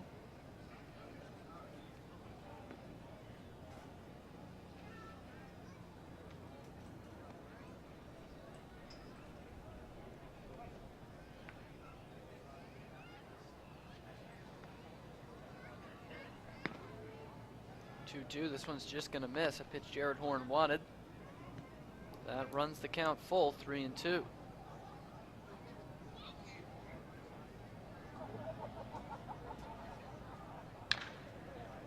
3-2 is going to be bounced on one hop to Ryan Kreidler at shortstop. This time makes the throw over for the 6-3 putout.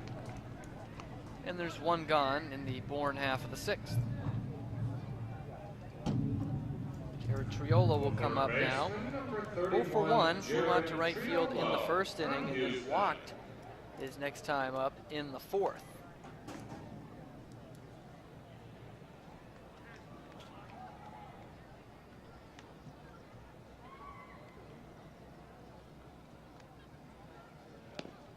This one's on the outside corner for a called strike one, 0-1.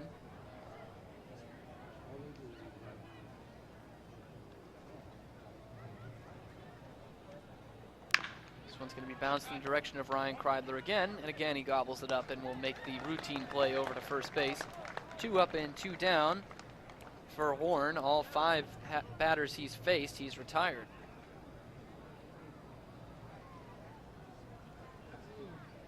The first baseman, number 20, Spencer Brickhouse. Spencer Brickhouse. North Carolina. First baseman will now come up. He's 1 for 2 today. He singled back in the fourth inning to load the bases.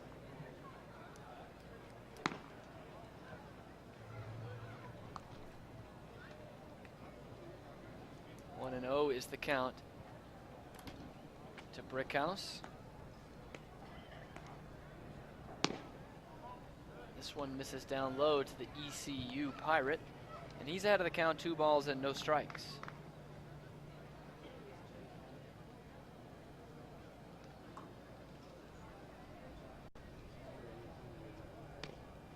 2-0. Fastball in there for a called strike, 2-1.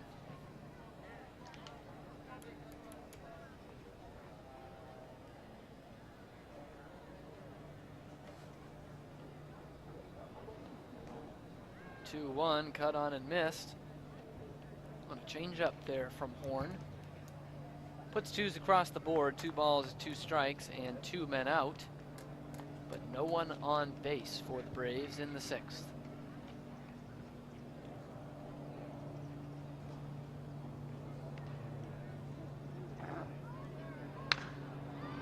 This one's going to be wasted off to the left and out of play. Keeps it at 2-2.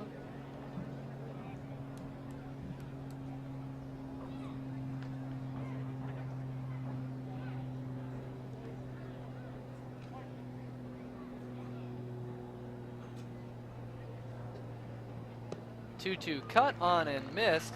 Horn sets him down swinging. He's retired all 6 he's faced, 3 of them by way of the K. We go to the bottom of the 6th inning. Still, Gatemen comfortably ahead, 7-1.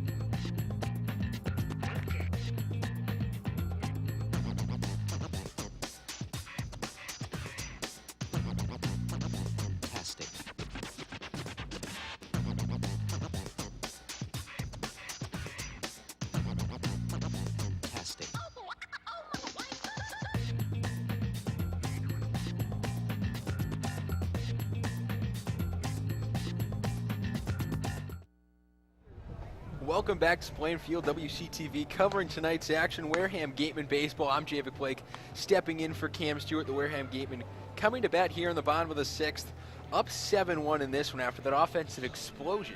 Back in the third, they'll be facing Trevor Vanderweide, who in 2 innings of work has only given up 1 hit and 1 run in 2 strikeouts in the 7th batters he's faced. The first one in the inning tonight for the Gatemen will be Lyle Lockhart, the first baseman, number 18. He's 0 for 2 today. He got a single back in the 2nd inning, flying out to center in the 3rd.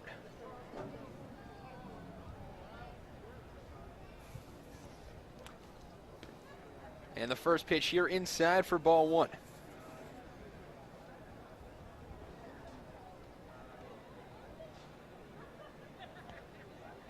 Lockhart this season hitting barely above 200, 203, as that one also outside to make it 2-0. He's hitting 203 in the season, 14 for 69 coming into the game. He's now 15 for 71. A homer and 9 RBIs. The 2-0 is low, and that'll make it 3-0. Wouldn't expect him to be swinging here. Up 3-0, already up 7-1. They might give him the green light, but I honestly would not expect it. Sets at the belt, the lefty. That one's ball 4, and on 4 pitches, Lockhart will get on.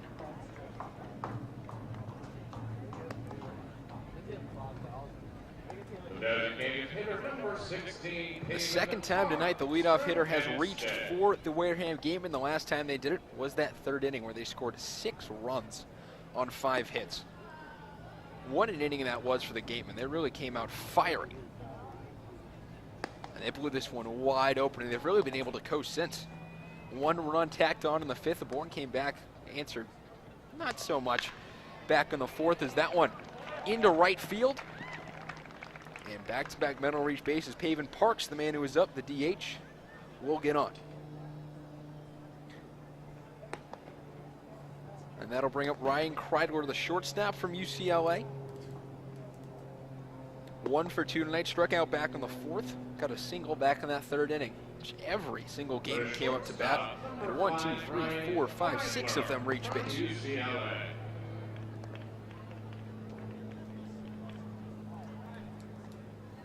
5 of them were hits, part of the 5 of the 7 hits the Wareham Gatemen have tonight. Now they have a man on second looking to tack on more as it's Kreidler and then Drew Millis, the 8 and 9 batters here.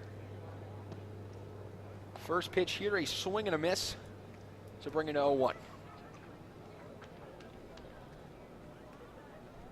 And as we look around the league here in the 5th inning, we have truly one of the craziest games of the year that went down in Cotuit tonight. They called it after 8 innings due to light, but Chatham came all the way back down 9-3 to end up beating Cotuit by a score of 10-9. They'll check this one down to first. It'll be no swing, and it'll bring the count to 2-1. One of the craziest games of the season, Chatham, they allowed 2 in the first, 5 in the second, and 2 more in the 3rd. They only scored 3 in their top half of the 3rd, so it was 9-3 going into the top of the 4th inning. And 7 unanswered runs from Chatham as the pitch there fouled off to make it 1-2. From there on out, Chatham didn't score in 1 of the remaining 5 innings. They scored 2 in the 4th, 1 in the 5th, 2 in the 7th, and 2 in the 8th to win 10-9 in 8 innings. Of the 19 total runs, 25 hits and 7 errors in what was just about a defensive nightmare. There obviously was not any pitching. There wasn't much defense either. 1-2 the count now. At the belt, the delivery, swing and a miss. And that'll be the 2nd strikeout of the night for Kreidler.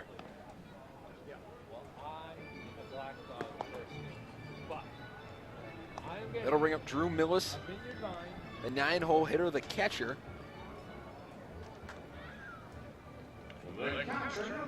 13 of 61 on the season, hitting .213. He's 1 of 2 tonight.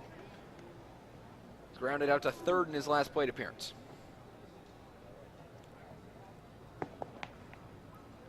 And again, going back to that Chatham game, it was Blake Sable, Jake Rave, and Spencer Torkelson who really did a bulk of the work as the first pitch there is outside. 7 RBIs going in combined 7 for 13 on the night. They also managed to score 5 times as well. Truly crazy. And it helps out Bourne as well with that Katuitt loss. Bourne in last place by a healthy margin. As that one lying down the infield, it'll get through the hole. Now coming home is Lockhart. The throw cut off and actually gets wide. And now they'll get Parks in a rundown as he tried to advance to second. Lockhart will try to advance to third, and they'll bring him back. And now we're in 2 rundowns. All 9 players are right around there, and he'll get back safe, and now they'll go back to first. And we'll have another rundown. That's the second out. They tag him there. They go to third. They get him.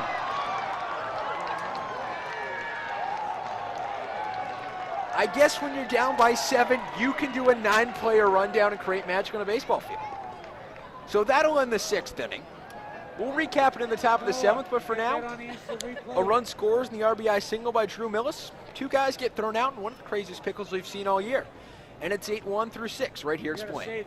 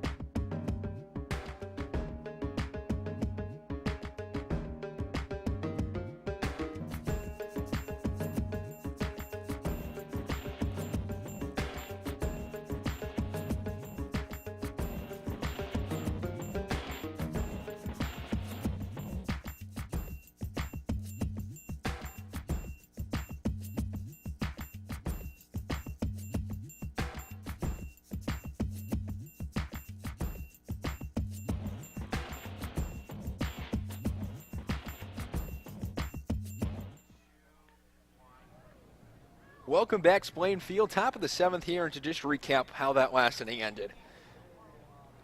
If you could basically comprehend it, I really was not able to either, so it's okay. But to start off, Drew Millis, RBI single through the hole, while Lockhart ended up coming around to score. And then he got caught off first, striding a bit too far, as it'll be Lyle Lynn, number 3, coming up for Bourne to start off their top of the 7th. He's 0 for 1 tonight, got hit by a pitch in his last AB, as that one's in for a strike. But what happened there, he got a little bit too far off first, and the catcher decided to throw down and try to get him out. Then he got in a pickle. And then Pavin Park says, you know what, why not? I'll go to third. He goes there. He gets in a pickle down there, ends up getting back safely, which Drew Millis now has to retreat back to first, as that one is a ball. Drew Millis, who was standing right at second, when Parks came in, sliding back into second safely, he had to retreat back to first. He got in a pickle there. He got tagged out. Millis went to Parks went to third. He got tagged out there, and Matt is the second and third out. And a truly stunning sequence of events. And the pitch there will make it 2-1.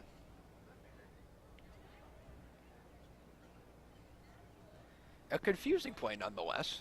But Bourne, you'll take it. You're down 8-1 in this one. As that one grounded to third, it'll get through off the glove of Austin Shenton. It'll be a single for Lyle Lynn. And a man will get on.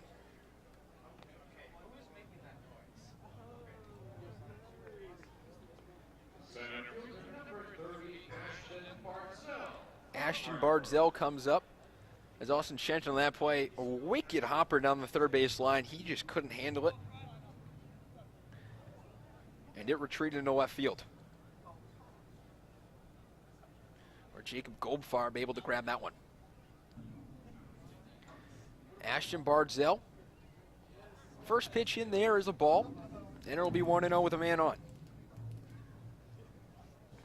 Bardzell's 0 for 2, and as is the rest of this bottom of the order, they are 0 for 8 combined, and including Lyle Lynn, they are 0 for 9 tonight. As the 1-0 fouled back to the screen to make it 1-1. They are 0 for 9 tonight with 5 strikeouts combined. It really just has not been their night. And they only have 1 hit in total. The fourth inning, the only inning they scored a run. A guy got on an E6. Another one on a walk as the 1-1 fouled back to make it 2-2. The only hit of the game was from Spencer Brickhouse, who is maybe one of the most lethal power hitters in the game back in the fourth inning. Then Lyle Lynn got hit by a pitch that got in a run. And then a strikeout by Bardzell and a ground out by Langer.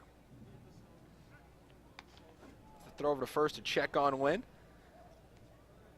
And the fourth inning, really the only inning they could get anything going, in the only inning besides this one where they got actually a man on base. They were retired in the order of the first 3 innings, and they were retired in the order in both the 5th and 6th as the 1-2 outside for make it 2-2. It's Jared Horn, who's at 33 pitches here in his 3rd inning of work.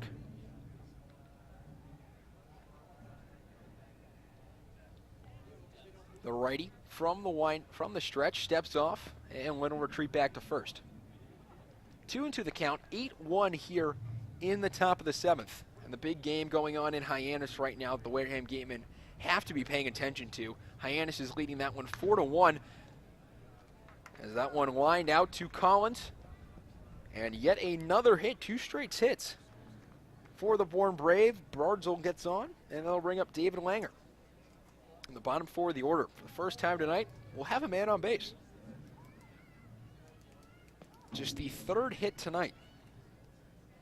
The left fielder, number 5, David Langer. And the left fielder, David Langer, will come up as Mills will go out to talk to his pitcher. Warming up in the pen for the Braves currently is Caleb Bolden. There seems to be someone warming up in the Wareham pen as well. As Millis retreats back to the plate, we'll try to get a number for you.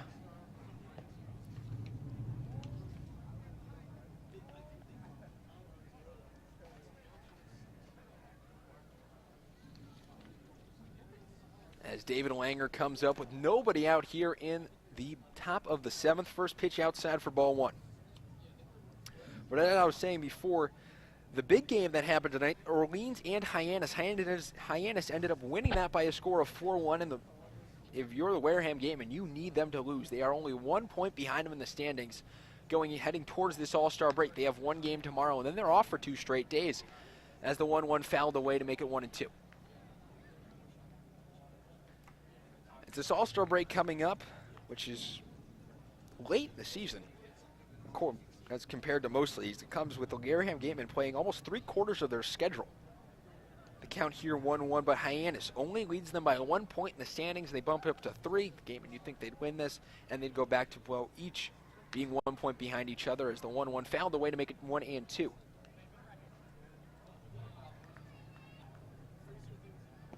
But the win for Hyannis, making sure they stay in place just for 1 more day. So they take that one 4-1 over Orleans. Orleans, really a team that has not looked too great this year. They're sitting in 4th place in the East, and really the only reason they aren't in 5th is because they have Brewster in their division. As that pitch is low to make it 2-2. They got 7 hits tonight. only able to score 1.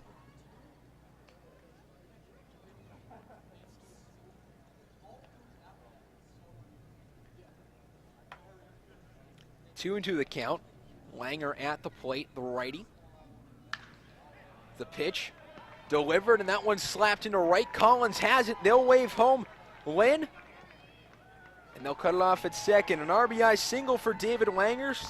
Advances Bradswell to third.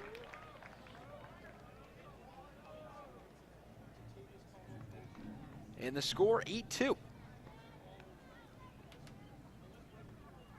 Isaac Collins was able to cut that off before it went too far in the gap. And Thad Phillips will come up.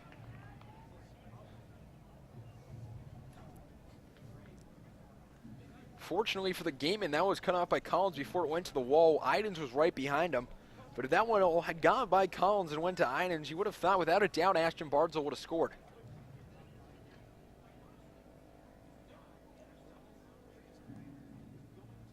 Sets and delivers. That one swung and a miss for strike 1. So first and third here, nobody out.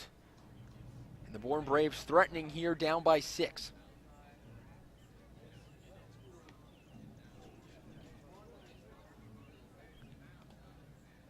On a cool night in Wareham for the summer, as the 0-1 fouled off into the Wareham dugout to make it 0-2. You see everybody ducking away.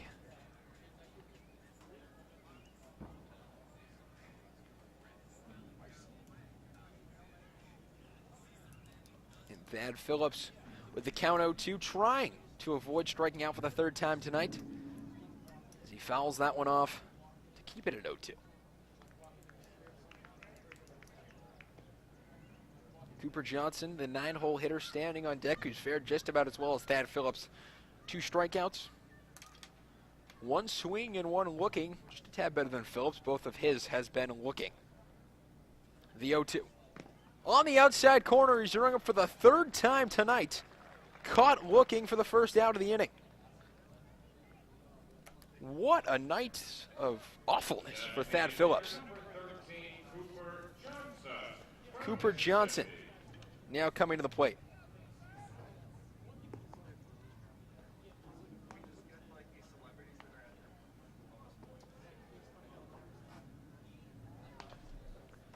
So 1 out now, first and third for Cooper Johnson. The pitch swung on and missed to make it 0-1. And Thad Phillips from UConn has 21 strikeouts before tonight, now is at 24, which is good for 4th best on the team.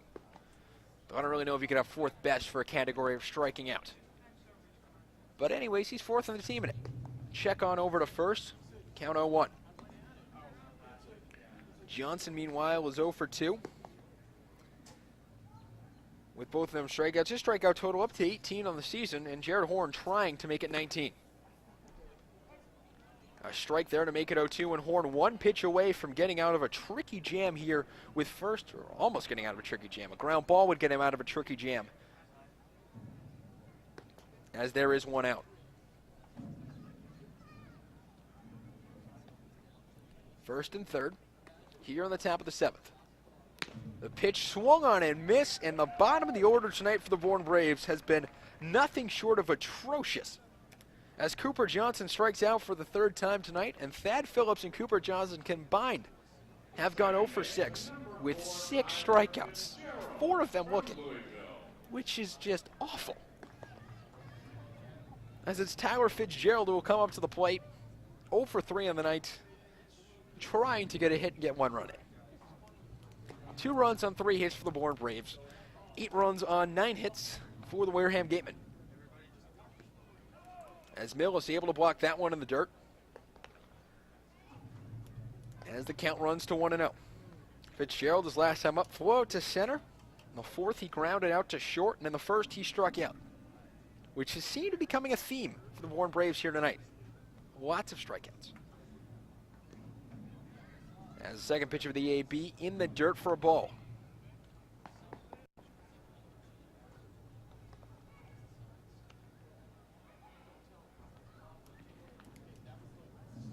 So it'll be Horn going back to the belt, peering in for the sign.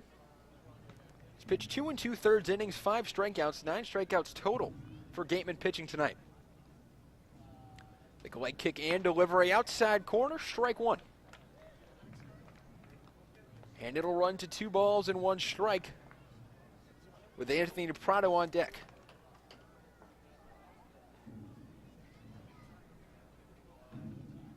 Comes to the set here, ready to deliver a 4th pitch of the AB. Swung on and missed. In fact, fouled back so hard. Looks like it took off the mask of True Millis.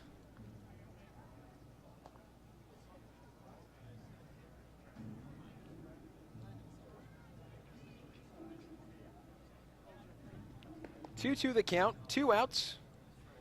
And now it'll be Jared Horn trying to get out of a very tricky jam that he got back in the early innings. That one fouled off to keep it at 2-2.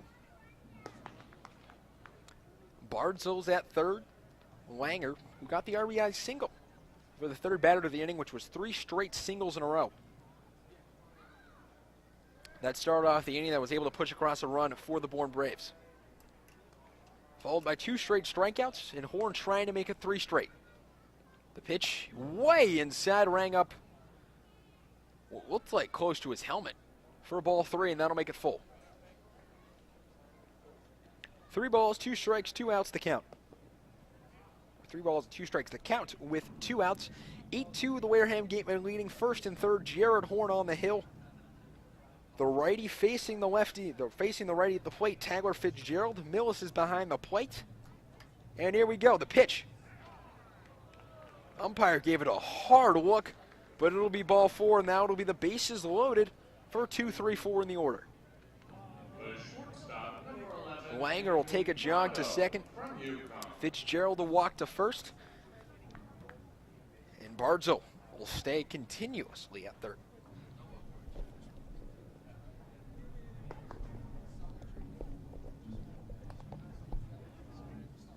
The sun's starting to finally set here at Wareham High School. As the first pitch of the AB fouled off, out of play down the first base line. Isaac Collins didn't even give it a run.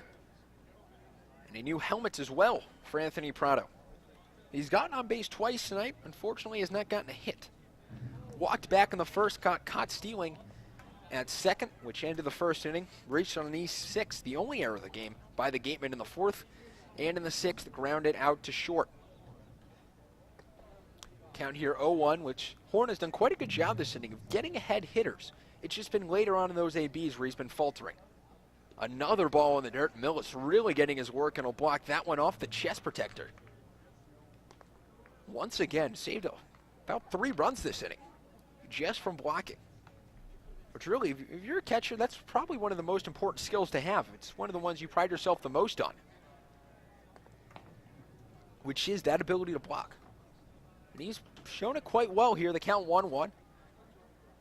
The delivery. Flied out towards right. Isaac Collins will chase after it. He'll drop it.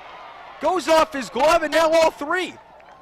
Almost all 3 runs will score. It was Tyler Fitzgerald who was held up at third. And what a miscue from Isaac Collins, who is definitely not prone to it. I don't even understand how he didn't catch that.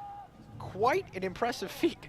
He camped under it. Everyone in the stadium thought he had it, and then all of a sudden it hit off the front of the glove and he dropped it. 2 runs will score. Fitzgerald will advance to third, and Prado will get on. And it went off the palm of his glove. Collins will be charged with an E9, and now it's second and third with 2 outs.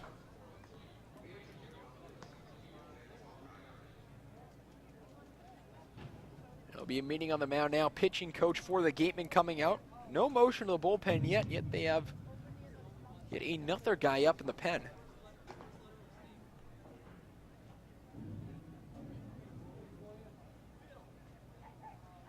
Third base, number 31, Jared Triolo from Houston.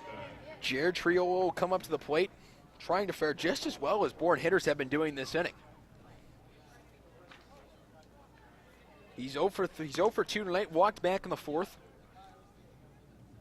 Second and 30 here, and Horn wasn't charged with any of those runs. This one's flied out towards left. It'll keep on going, will reach the seats, it won't off the fence. Idens will grab it, he'll throw it in, and the comeback is on for the Bourne Braves. It's now 8-6. And Jared Horn and the Wareham defense have melted down this inning. And they're on the verge of blowing an 8-1 lead. 8-6 the score now, and the tying run is up the plate.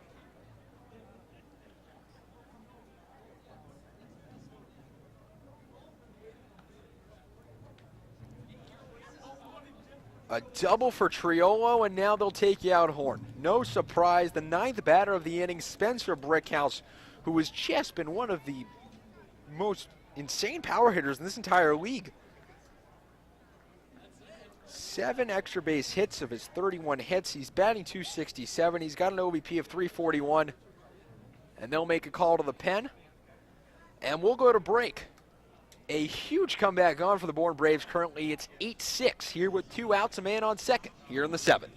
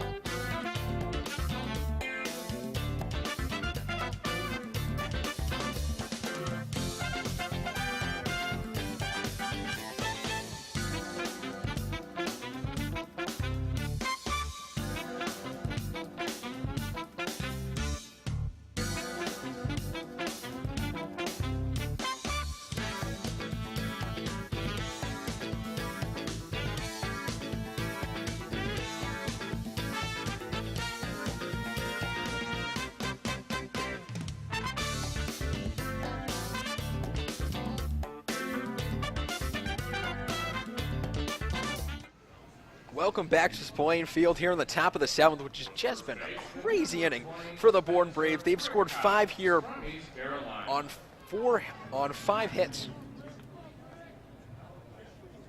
which is leading them to 6 runs on the night. An 8-6 game, and now it'll be Joseph Barron from Lackawanna Community College calls West Hazelton hometown. Has pitched 1 game, 1 inning, and gave up 2 hits. Neat and 1 run, but it wasn't earned. Making his 2nd appearance, and in a big situation, Spencer Brickhouse swings and misses his first pitch, who's 1 for 3 tonight on the season, batting .267 with 4 homers and 24 RBIs. And we can give you the final line on Horn only because all 5 runs he gave up were not earned. As in baseball, the way it works is that earned run of the 3rd out of the inning, as it was a ball to even up the count at 1-1. Since Isaac Collins dropped that ball that would have been the 3rd out of the inning, every run scored from here on out is not earned. So therefore, Jared Horn pitched 2.2 innings, gave up 3 hits, 5 runs, none of them earned, walked 1, and struck out 5. Which if Isaac Collins had got that ball, it would have been a very strong outing for him. And a swing and a miss there to make it 1-2. And Isaac Collins, very uncharacteristic of him to drop that one. Only 1 error all season long.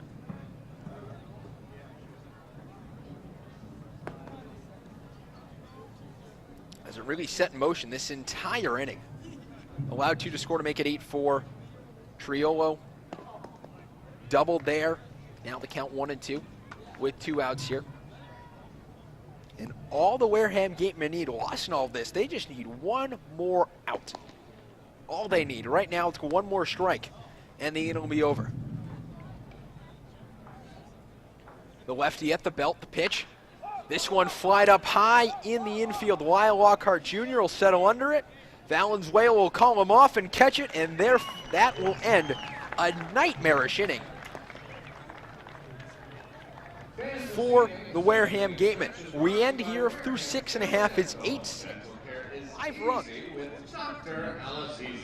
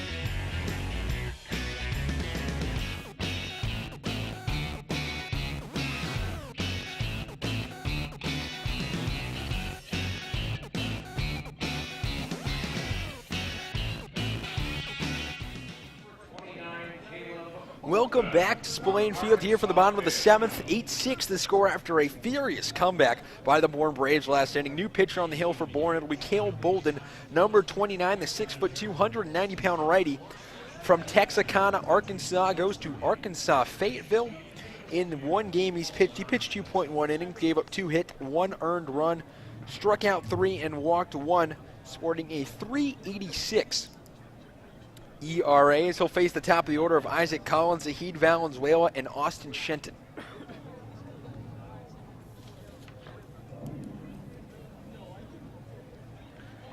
Collins tonight got a single back in the 3rd.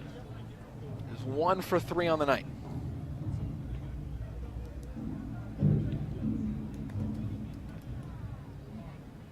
Right fielder number 10, Isaac Collins. This Collins will lead off here in the top of the 7th.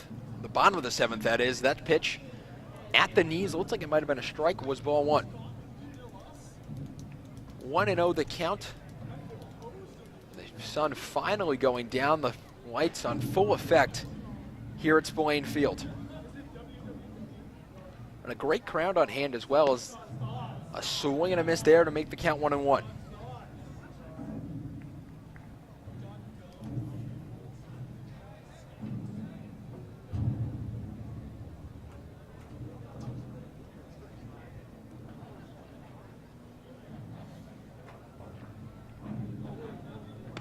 The 1-1 outside corner for strike 2.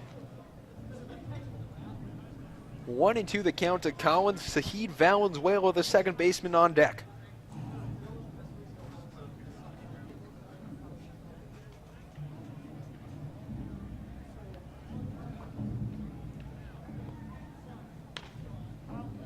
And that one fouled off. Looked like it might have been a swing and a miss. Barely ticked it and dropped out of the catcher's glove lid. The right fielder, Collins, number 10. He's had a fine season so far, hitting .297 with a homer and 6 RBIs in 27 games. 1-2 on the outside corner for ball 2. He's really been a driving force at the top of this lineup. 17 runs scored. And of his 22 hits, 3 of them have had extra base hits, so he's really a singles machine. He's trying to make up for that costly error at the end of last inning. Checks the swing. They'll say he didn't go. 3-2 the count now, and they'll run it full. Great job from Collins working back the count. Some pitches on the outside corner. They look tough to take. And he let him go. He's able to run the count full. And if he gets on, you have Valenzuela, Shenton, and Idens, who might be one of the best 2-3-4 combinations in the league. And they do walk him. So Collins will get on. And for the second inning in a row, the leadoff man is on via walk. Last inning was Lyle Lockhart, who came around to score. And this inning it's Isaac Collins with Zahid Valenzuela at the plate. The switch hitting shortstop from Cal State Fullerton, who's 1 for 2 tonight, batting .314 on the season, coming into the game 27 for 86, 2 homers and 14 RBIs.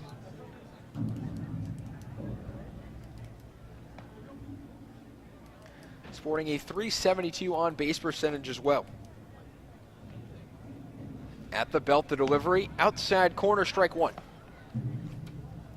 So it's Caleb Bolton, the righty on the mound, trying to induce a double player, which would be huge for Bourne's chances in this one. If you're Bourne, you really can't let Wareham score anything from here on out and hope you can chip away with 1 in the 8th, 1 in the 9th, tie it up, send it to extras. Or you're the Wareham Gatemen, you're just trying to get that 1 run. As it's pick over to first, back in time. But if you're Wareham, you want some more runs. You want that comfort, because as you saw last inning, Wareham was thankful they had an 8-1 lead instead of a 7-1 lead, because right now a 7-6 lead in the bottom of the 7th would that scare some fans here. The windup and the pitch, outside corner for strike 2. 0-2 the count now with nobody out, and what could quite possibly be the MVP of this league, Austin Shenton, on deck.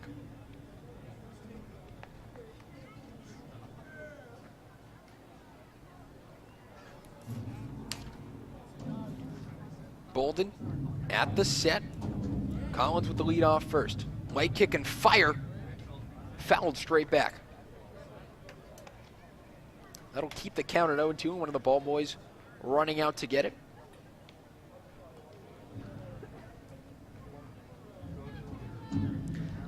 Valenzuela, not exactly a typical tall middle infielder. He looks more like Jose Altuve more than anything. 5'9", 160 pounds. And he really hits like Jose Altuve too. Just gets lots and lots of clutch, timely hits, as that one is high for ball 1.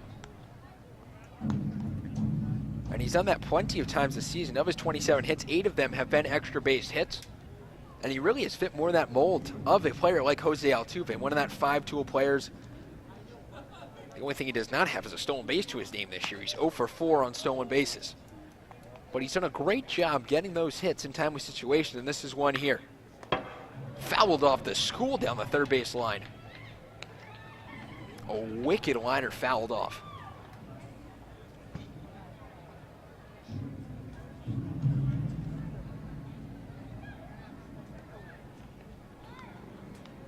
So we'll step back into the box. They count 1 ball, 2 strikes. Nobody out here in the bottom of the 7th. 8-6 the score, Wareham leading. 5 runs by Bourne in the last inning, off of quite a few Gatemen mistakes. Made it 8-6, and another pick off to first to check on Collins, who has 3 stolen bases this year, tied for the team league with 3 other players, Skylar Hunter, Ryan Kreidler, and Jeremy Idens. This close a game, I wouldn't think Wareham would let him loose here, and they do. Taking off for second, the throw down, in time, and they got him. A ball on the play in the outside corner, but Isaac Collins is cut down.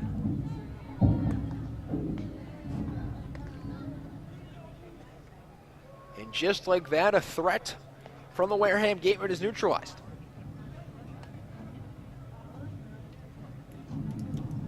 Seem to have had a golden opportunity with a man on first, Seam and Collins to get a hit. Then you have 3 and 4 in your order on. But instead they try to take the chance on the stolen base as Collins thrown out with a good throw from Lynn.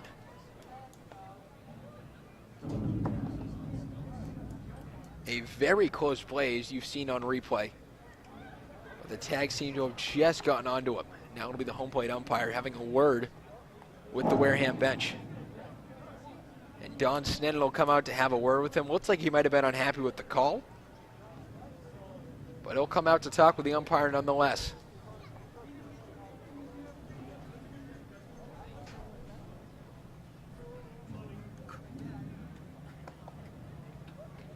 And now the umpires will confer in the middle. Looks like he might be wanting to appeal the play here. With the count 1 ball and 2 strikes to Collins.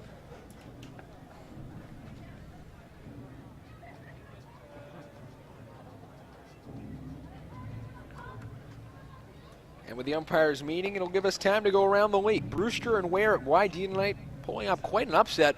And they'll confirm that he's out. Brewster winning that one by a score of 7-3. They were up 7-0 till the 8th inning in that one, and YD scored 3.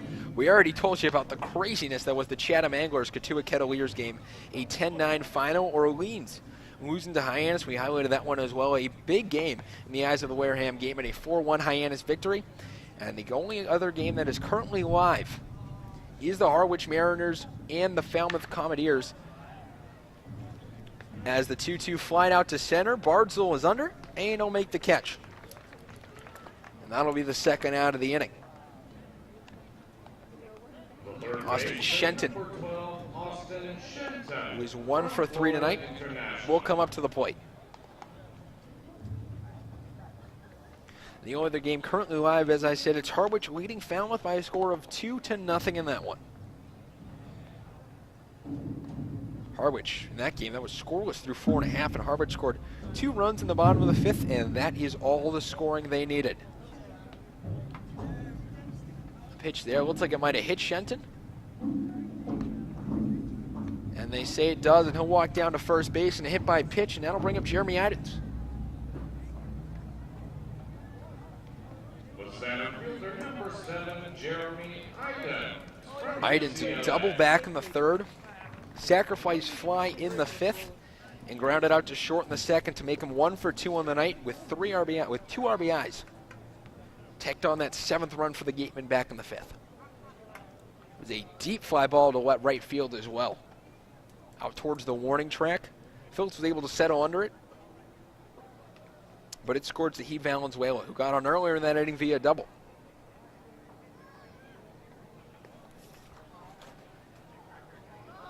Caleb Bolden looking to get the 3rd out of the inning and neutralize a threat here. Wynn did that earlier back in just 2 batters ago, and they checked down to first. They say he did go, and that'll make the count 0-1. Wynn with a great throw to second to get Collins stealing. And Collins got thrown out for his 2nd time this year. Now sits at only 60% on the stolen base category, 3 for 5 in his attempts.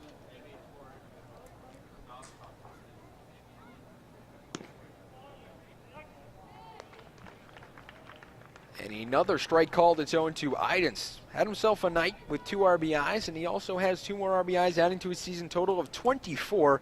Austin Shenton took the lead for just a moment with 23, and then Idens took it right back in the 5th inning. That pitch low, blocked by Lynn to make it 1-2. The Gatemen tonight just trying to pace Hyannis as they've been doing for the past few nights. That really seems to be the mantra of the team as late tries to try and pace Hyannis, which they've been doing. They're right in their heels. Ball in the outside corner to make it 2-2.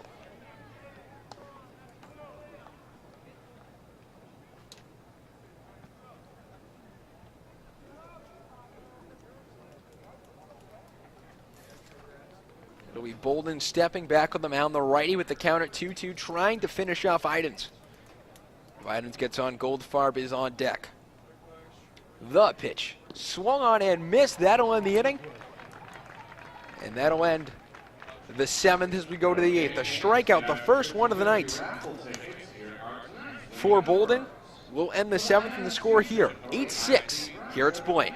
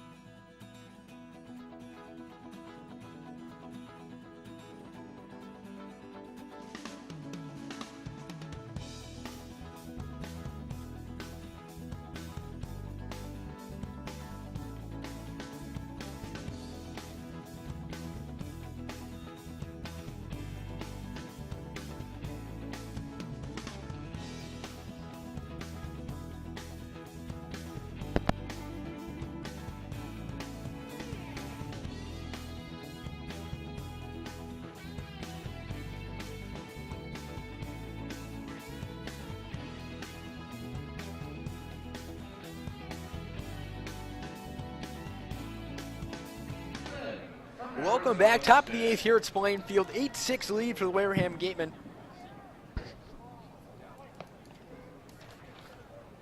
And Joseph Barron on for his second inning of work. Second battery's face tonight. The first pitch fouled down the line. And you saw the Bourne Braves players jumping out of the way of that one. Lyle Lynn will start off the inning. Number 3, the catcher, plays his ball at Arizona State University, also home to famed Red Sox second baseman Dustin Pedroia as well. As the pitch there is a ball to make it 1-1. Pedroia, who's really, his career kind of waning with the Sox as of late. You saw that knee injury last year that he had towards the playoff season, and a swing and a miss to make it 1-2. You saw the injury he had last year to end his season, really towards the end of the playoffs. That really didn't help out the Sox in that playoff run. Then this year he's been injury-ridden as well. He's getting up there in age. Lyle Lynn, trying to hopefully enjoy the success that Pedroia had as that one lifted into center. And that one will just be caught for the first out of the inning by Jeremy Inans. The center fielder, number 30, Ashton Bartzell from Hartford. Ashton Bartzell from Hartford will be the second batter up in the inning. Singled last inning in the inning where everybody in the order hit for the Bourne Braves had a single, but struck out back in the 4th.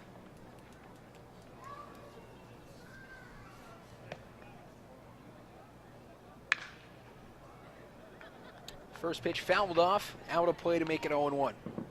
Bartzell hitting .274 coming in tonight, 2 homers and 9 RBIs with 27 strikeouts in his 73 ABs, which is north of 25%, and you're approaching Adam Dunn territory with 27 strikeouts and 73 ABs. Not what you love to see, as the pitch there is outside for ball 1. Or inside. My apologies there to make it 1-1. Score 8-6. With Barron, the lefty, on the mound. Delivery, this one is high for ball 2. Barron, one of the few players in the league to have played at junior college, went to Lackawanna Community College. It's from West Hazleton, Florida, as that pitch swung and missed to make it 2-2.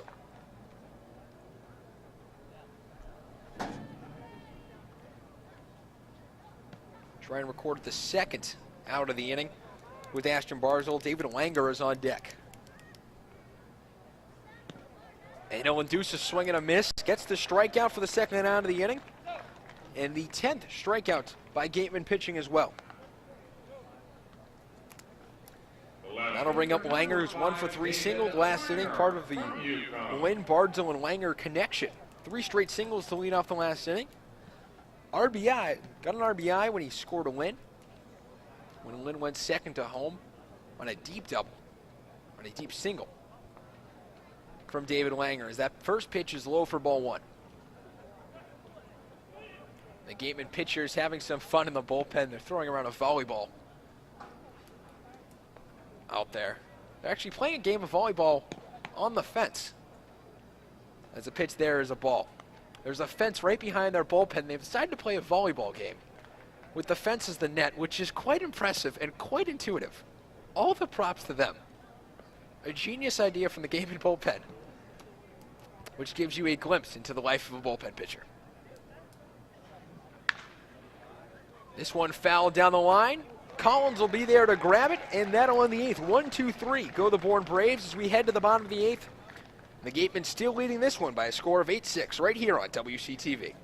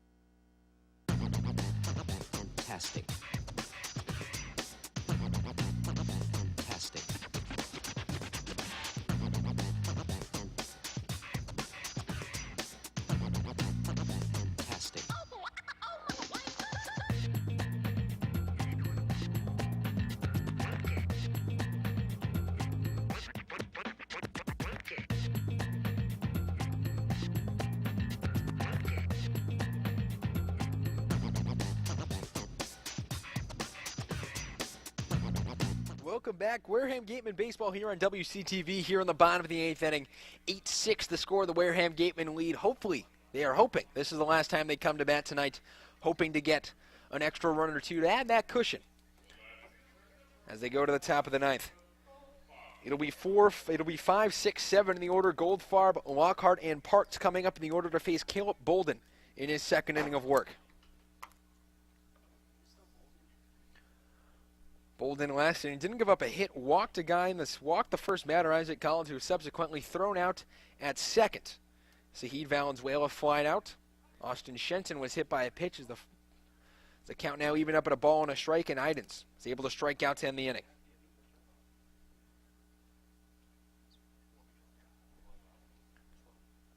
The pitch there inside to make it 2-1. Kyle Martin out in the pen for the Bourne Braves, warming up from Fordham University in the Bronx, who has not done too hot this year. If they do bring him in the 9 games he's pitched in 16 innings, he's allowed 13 earned runs.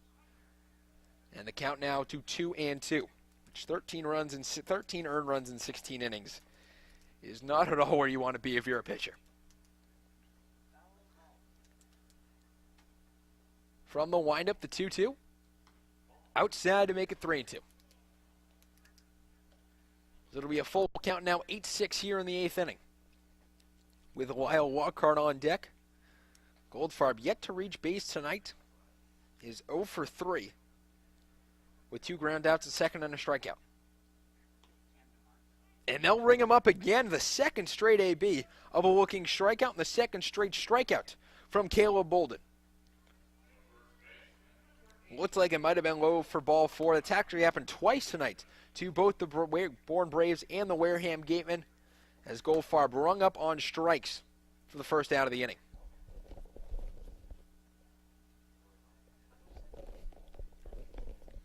That'll bring up Lyle Lockhart. Singled back in the second inning. And got on base in the sixth. The first pitch low for ball one. He scored on the Drew Millis single, and then when Drew Millis and Paven Parks decided they're going to get the craziest pickle of all time right after. But he did score on that play. And that's a strike one on the outside corner. Just hitting the black. We're 2 innings removed from the Paven Parks Drew Millis pickle, and I still don't understand how that happened. That pitch is outside to make it 2-1. Honestly, that might be one of the craziest baseball plays I've ever seen in my entire life. Millis went back, got caught off stealing. Parks went back to second, but then they both ended up back at second, and Millis had to run back to first. The count now runs to 3-1. Millis got tagged out, and then Paven Parks decided to go to third. He got tagged out there as well. What a baseball play. It lacked resemblance of baseball towards the end when all 9 players were standing on second and third, but it was a great baseball play nonetheless, and double play got him out of the inning. And a big swing and a miss for strike 2 to make it 3-2, the second straight full count to a batter. Goldfarb rung up on strikes in the last AB, and Lyle Lockhart trying to hopefully not do the same for the Wareham Gatemen. 3-2 the count, 1 out here on a temperate summer night here in Wareham. As the full count pitch fouled off the screen. And the Wareham Gatemen pitchers, they do have someone warming up. It's number 37, Tyler Kaiser. Though the rest of the bullpen still playing volleyball, if anyone was interested. It's now a 3-on-3 game. Out towards the bullpen as the 3-2 pitch delivered. Grounded to third. It's Toroli. Picks it up. Throws to first to Brickhouse, and they'll get the second out of the inning. And Paven Parks will come up. Singled his last AB. And as we told you, our last batter just got in a pickle. That was absolutely crazy. And still warming up in the pen is Kyle Martin for the Bourne Braves. If the rest of this game goes according to how the Gatemen want it to go out, they won't. This will be the last batter. This will be the last inning they get to hit tonight. As that pitch in the dirt for ball one. Kreidler is on deck. Drew Millis is in the hole with Paven Parks, the designated hitter who's 1 for 3 tonight with a single and 2 groundouts to second. Second pitch here, a ball as well, as this inning has really just not been the night for Caleb Bolden to get ahead on anybody. He got down early to Goldfarb, got down early to Lockhart, was able to battle both back as that pitch to strike to make it 2-1. Was able to battle back to both to make him full counts. Got Goldfarb to strike out, looking on a pitch that looked like it could have been ball 4. Just touched the bottom of that zone, and Lyle Lockhart to ground out at third as that pitch outside to make it 3-1. It's a little bit of deja vu. It's exactly how Lyle Lockhart's at bat went as well. Isaac Kreidler and his 1 for 3 night with 2 strikeouts is standing on deck. And that's ball 4. And a man will get on base. Parks will reach for the second time tonight, and it's Isaac Kreidler who will come up to the plate. Isaac Kreidler from UCLA. Home also to top NFL pick Josh Rosen, who played his college football there. He's really part of one of the better UCLA teams in recent memory. Is now going to be a quarterback in the NFL. This Kreidler batting 8th tonight. We'll face Caleb Bolden. That pitch fouled off down the first baseline. Out of play, foul over the Wareham Gatemen dugout.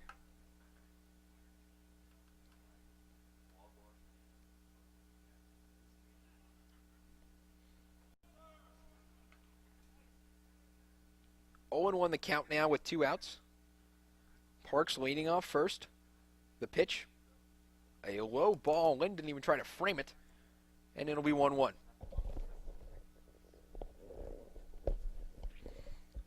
Drew Millis will stand on deck And then it's the top of the order.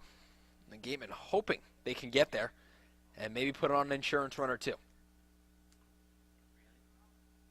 Foul ball at the knees to make it 1-2 now. It's Caleb Bolden trying to get out of this and trying to send the Bourne Braves up in the top of the ninth with a glimmer of hope of coming back in this one.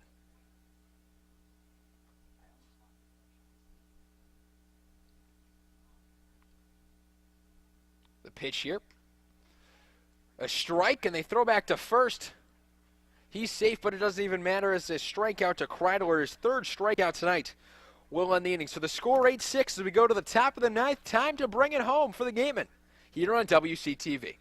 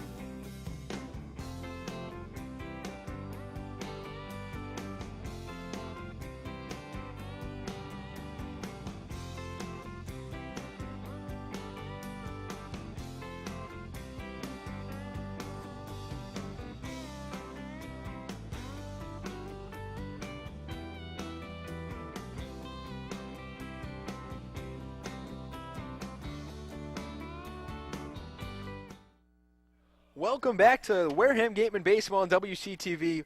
Top of the ninth. I'm Javik Blake here to bring you guys home with an 8-6 lead for the Wareham Gatemen. A new pitcher on the mound as well. It's Paven Parks from Kent State University, 1-0 in the season. 3 innings pitched, 5.1. 3 games pitched, 5.1 innings pitched. His last time out, 2 shutout innings against Hyannis. As Thad Phillips and Cooper Johnson will start off the ninth inning. As Parks trying to get the save in this one. And a strike one in the inside corner to make it 1-1. And Thad Phillips and Cooper Johnson, I highlighted it in their last AB. They're combined 0 for 6 tonight with 6 strikeouts. And if you're the Bourne Braves, not exactly who you want to have up in this situation. He'll deliver this one high again to make it 2-1. And it's really been the last 2 hitters in this order, Phillips and Johnson, who've really just made it hard for Bourne to get anything going. As the pitch outside to make it 3-1, it's really made them hard to get anything going. They struck out in that big 7th inning where they scored 5 runs, and besides that 7th inning where they scored 5, Bourne has really been silent tonight. And strike 2 in the outside corner will run it full.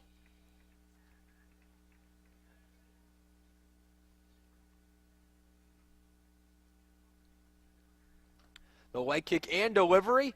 They'll say he struck out the 4th time tonight. Thad Phillips will wear the golden sombrero. And the bottom of the lineup can't get any worse for the Bourne Braves. Now 0 for 7. And Phillips finally struck out swinging. As the home plate umpire said he went around, Cooper Johnson from Ole Miss will now step up to the plate, 0 for 3 on the night with 3 strikeouts, with 1 out here in the 9th inning. The pitch, low for ball 1.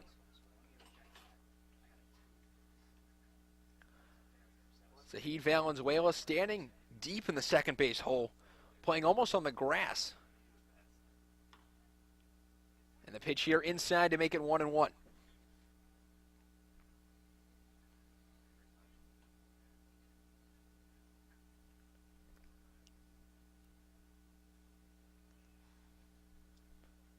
Light kick and fires this one grounded to Lyle Lockhart. He'll take him himself, and that'll be the 2nd out of the inning.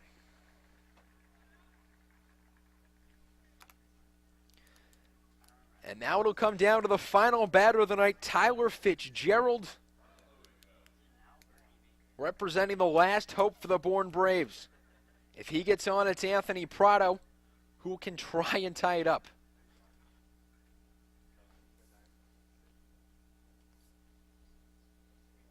Pavin Parks trying to get his first save of the year. And only the 5th save of the season for the Wareham Gatemen. They haven't been in a lot of save situations. And that pitch off the glove of catcher Drew Millis, but they're going to say it's strike 1.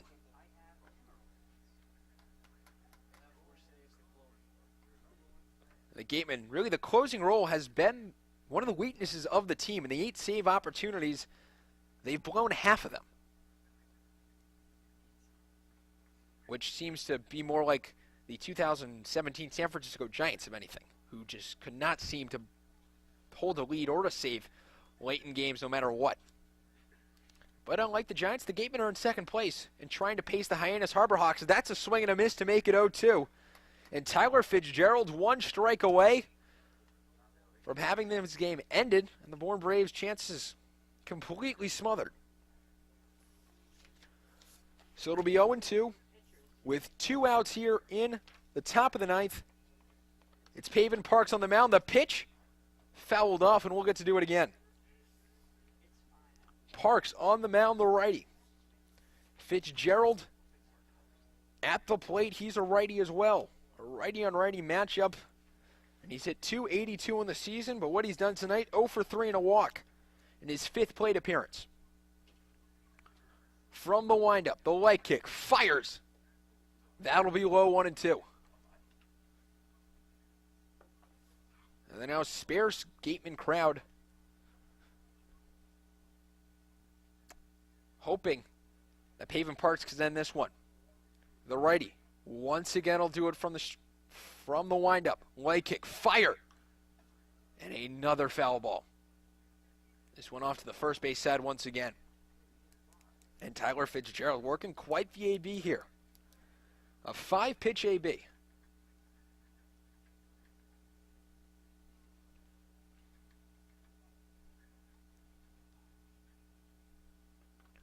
Light kick delivery once again. That one will be a ball.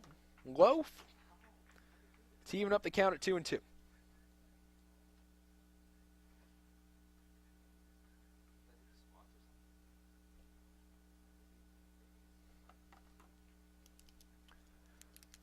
Parks once again trying to end this one here. And another foul ball by Tyler Fitzgerald.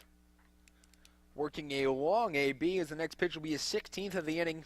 9 strikes, 6 balls for Pavin Parks.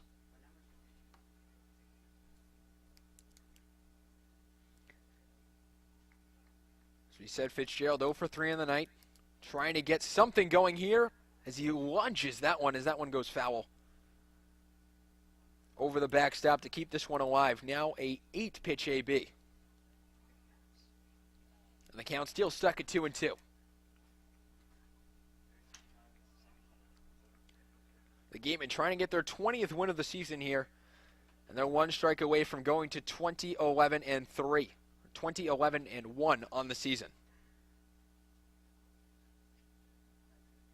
Parks from the windup delivers this one. It's out towards left center. And Gold Farm's under it. He'll grab it, and the Gatemen take the victory.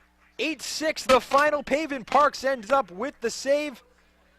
And the Wareham Gatemen pays the Hyannis Harbor Hawks for one more night as they stand in second place with a record of 20-13-1 as the Bourne Braves fall even deeper into that fifth place hole in the Western Division. The Gatemen, the final line for tonight, the Gatemen, 8 runs on 9 hits and 3 errors for the Bourne Braves, 9 runs on 4 hits and no errors. I'm Javik Blake. Cam Stewart was bringing you the first 6th inning.